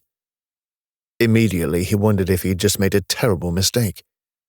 It occurred to him that he could cheat, but it would be a poor way to treat his hosts, considering they'd brought him back from the dead. Don't look so worried, Mr. Vincent. The odds are on your side, Denham smiled. I think I'm going to regret this. Chapter 14. It had taken some thought on his behalf, but Carter had come to a decision about his future. He still wasn't sure about it, but, as he reasoned, better than the alternative. It did sound interesting, even though it was quite different to what he was used to doing. Sure, some of his skills were transferable, but there would be a great deal to learn. Dwelling on his family, he thought about how Karen would have wanted for him to do something with his newfound life, even though the absence of her made his heart ache. She had fought the inevitable to keep him alive, even though she would never see him again. But he had made this choice out of obligation. He had made it because he felt it was the best way for him to progress and work towards assimilating himself into this strange environment. Carter had, with some assistance from Kane, messaged Commander Voight with his intentions through the datasphere. He figured she would be too busy to visit, but he felt it was the right thing to do to at least let her know about his decision. He was surprised that she promised to do exactly that, although her timing would have to be fluid. And so he waited patiently for her. He filled the time practicing bending, his back, his knees, and his elbows. The stream played on the wall, a documentary about the film playing. It had been edited slightly, cutting out a few elements of historical content which Kane had explained were due to protocol. It frustrated him, but there was little he could do about it at the moment. He paused his exercise periodically to sit and watch it a bit more intently, learning a bit more about their biology. Since he had met Dr. Lux Pang in passing, he had felt an insatiable urge to learn more about them. The film was so unlike anything he had expected of alien life. It filled him with wonder and curiosity. The first meeting had staggered him, but only because he was unprepared for it. Now he had recovered from that, he was eager to learn more. Eventually, the door notification sounded, and he lumbered over to the portal to open it. My apologies for the delay, Mr. Vincent. It's okay. I know our meetings tend to overrun, he dismissed. I'm just pleased you could find the time to visit. Some things are better done face-to-face, don't you think? Commander Voight expressed. Messaging is too impersonal for this sort of thing. Always a good way to build relationships, Carter acknowledged. I'm pleased that you've decided to go for the cultural advisor role. I think it would be a good way for you to get back into society, Voight indicated. Now, there are other candidates, so you're not guaranteed anything, but you do have one advantage over the others. Well, what's that? The others are all light years away. Carter laughed heartily at this. Voight grinned quietly, pleased that she provoked good humor. I never thought being marooned in space would enhance my job prospects, he chuckled. If you are successful in your application, it will be at a novice level, which does mean that the pay would be less than someone with experience. I've absolutely no idea how currency works in this day and age. You should enroll yourself on a money management course. The Learning Center will be able to help you with that, Voight informed. Now, the money may be on the low end, but that will be offset somewhat by the fact that you won't need to pay for your living quarters. If it's as nice as this place, that's fine by me. It will be quite an intense training period as well. You'll need to do a lot of studying as well, as there's a lot to learn. Suits me. It'll stop me brooding, Carter shrugged. But do I have a realistic chance of getting it? I think so, yes, Voight stated. You lack knowledge, true, but I believed you used to be involved in negotiations. All the time. Did my research too. Which will stand you in good stead.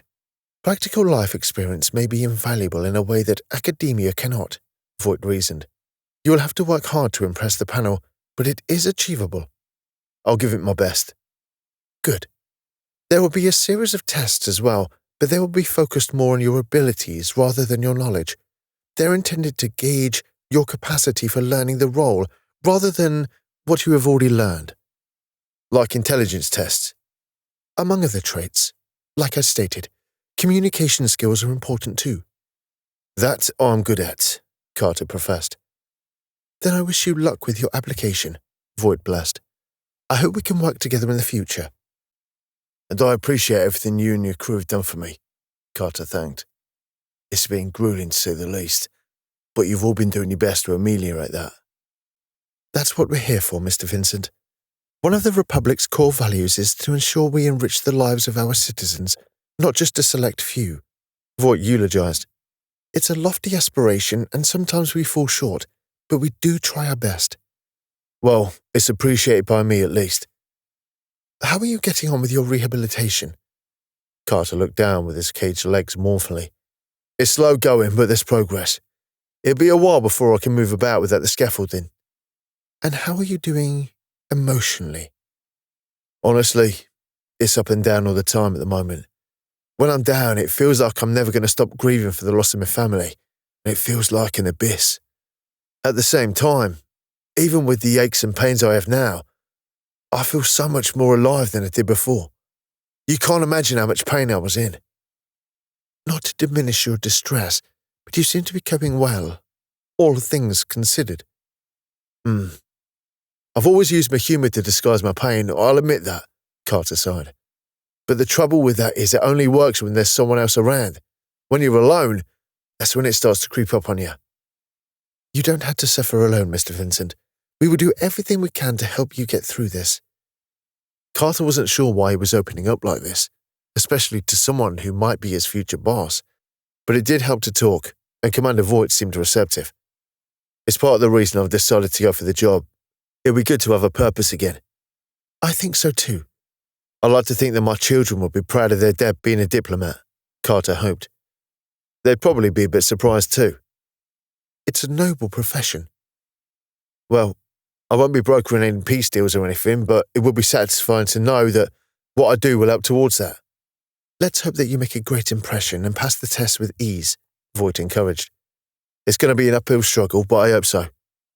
I would love to stay and talk a while longer, but I do have other commitments, I'm afraid, Voight concluded.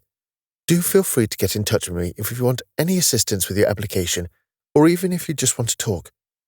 Thank you, Commander. I appreciate that. I'll speak to you soon, I hope. Before you go, I did think of another good book. Oh, what is it? 1984 by George Orwell.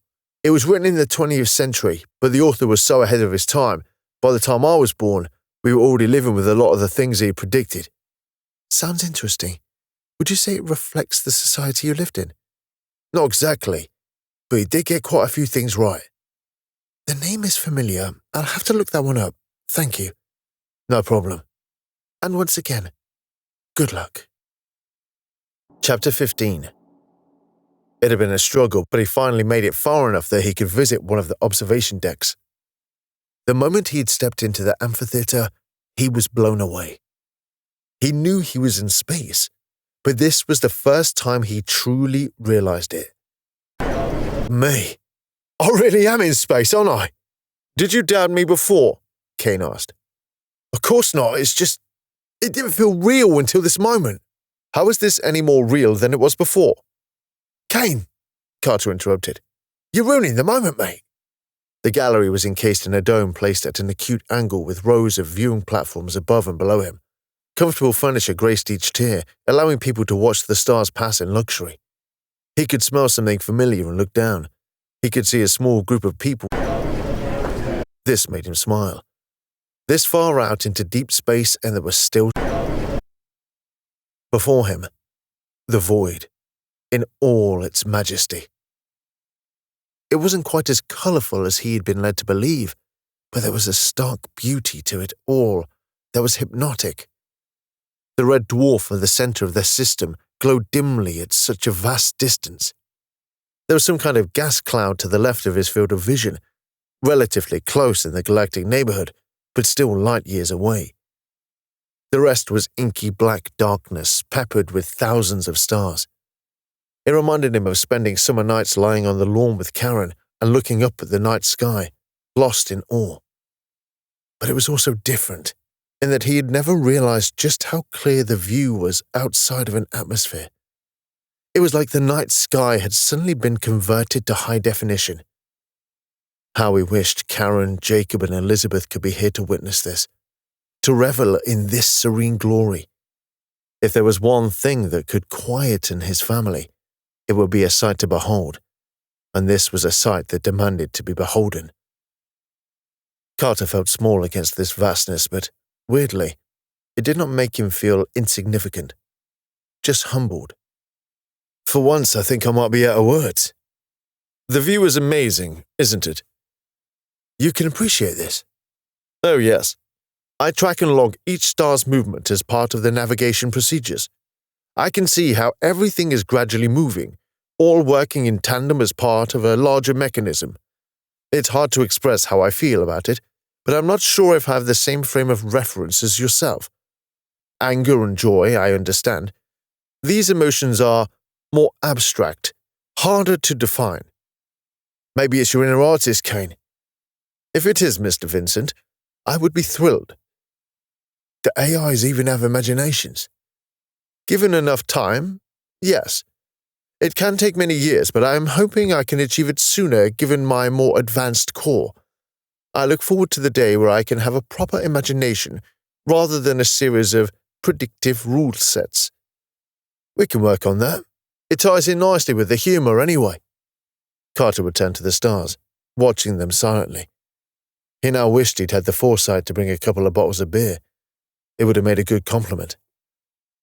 He was entranced in the same way he could be if he found a good spot by a stream and would just sit there for hours listening to the stream. Kane told me you'd be here. A familiar voice came from behind. I wanted to see how far I could manage, and this place was closer than the garden. And how do you feel? No problems, I hope. Usual aches and pains, but surprisingly well, considering the distance, Carter explained. Thought I'd take it a bit slower, and I think that made a difference. Took forever to get here, though. And was it worth it? Carter cheered quietly. I think I found my new favourite place. It's glorious, isn't it? Denham observed. The wealth of possibility out there. Always something new to explore. Always some new predicament or puzzle. Always some new peril. I used to look up at the night sky with my wife and wonder. Now I realise just how crap that view was, Carter replied. This is simply astonishing. I haven't been here since I've been on board. It's a nice place, isn't it? Denham noted. I should come here more often. What's in the box? Carter noticed the small box that the doctor was carrying with him. Oh, I made a cake for you, Denham revealed. Well, not specifically for you. I made a batch of them and thought you might appreciate one. Thank you, Doctor.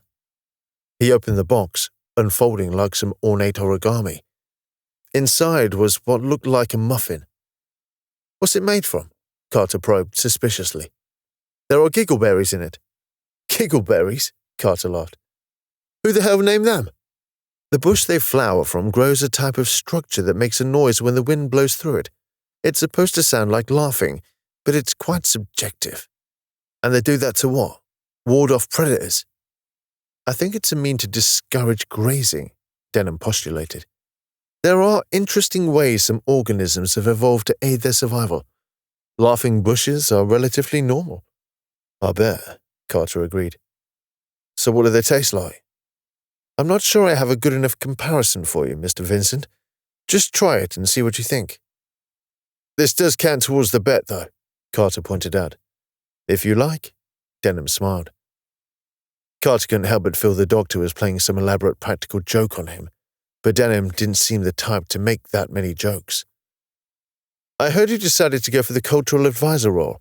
I'm glad you've made a decision on what to do. Me too, Carter echoed. Let me know if you need any help when studying for the role. I will, Carter nodded.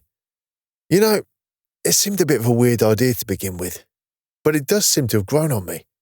At the very least, it will give me something to do. You'll still have to address these emotional issues over time, but having a purpose is good. While we're at it, you might as well come clean about what it is about your history you're hiding from me. I'm going to need to know about all this for my interview after all. We don't hide it as such.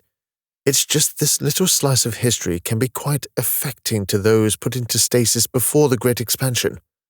So what is it? You remember when you were surprised that Triskel was the capital of the Republic and wondered why Earth wasn't? Carter nodded. Simply put, the Earth is dead. What? Humanity killed it a long time ago. It's just a poisonous rock now, Denham revealed. It's neutral territory, long abandoned and now worthless, so it's not even contested as nobody wants it. Carter cursed. When did that happen? Not too long after your time, really, Denham elaborated. When it became so apparent nobody could deny it any longer, there was a tremendous effort to delay the inevitable. But it was still inevitable. So what happened? Did it take hundreds of years or what? The death of the planet happened remarkably quickly. Once a certain point was reached, things started to gain momentum. It took just a couple of decades for the air to turn poisonous, Denham exposited. The time between the death of Earth and the Great Expansion was the lowest point for humanity. A population of billions dwindled to millions and then hundreds of thousands. We became very close to becoming extinct. That is appalling. You can understand why we don't like to let people know about that straight away. No, you're right, Carter conceded. That is a bit of a revelation. Carter felt light on his feet. It was devastating to learn of the death of his homeworld. Every place he'd ever been, every step he had taken, every experience he'd ever had were gone. Do you want to sit down, Carter? No. I'll be all right, he lied. With my family? Would they have been involved in it?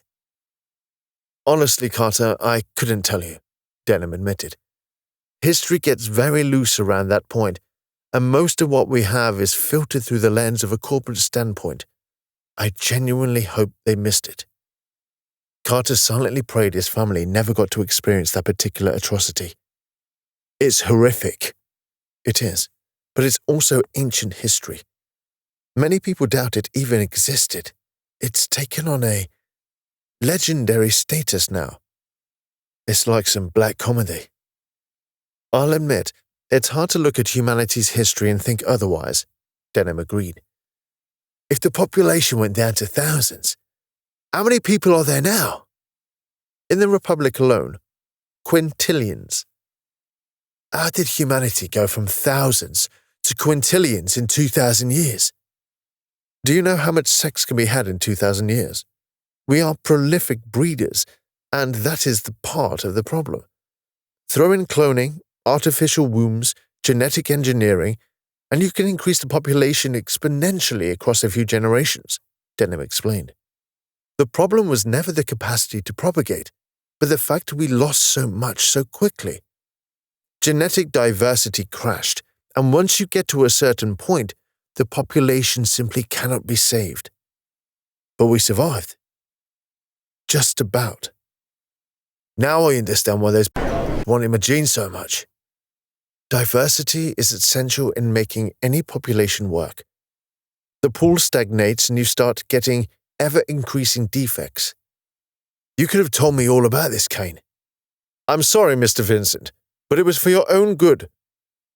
If I didn't agree with you, I might be really pissed off right about now. Carter didn't know how to feel. He was angry despite his protestations, but he understood as well. He felt fear too. Fear that his family didn't live much longer than he did. Damn this future. Damn every time he felt he'd started to get some semblance of stability. Something came along to shake the tree.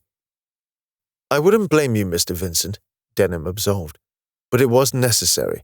If we told you that immediately, could you have handled it all in one go? Truthfully, no. You're absolutely right. I'm not convinced I can handle it now. Will you be all right, Carter?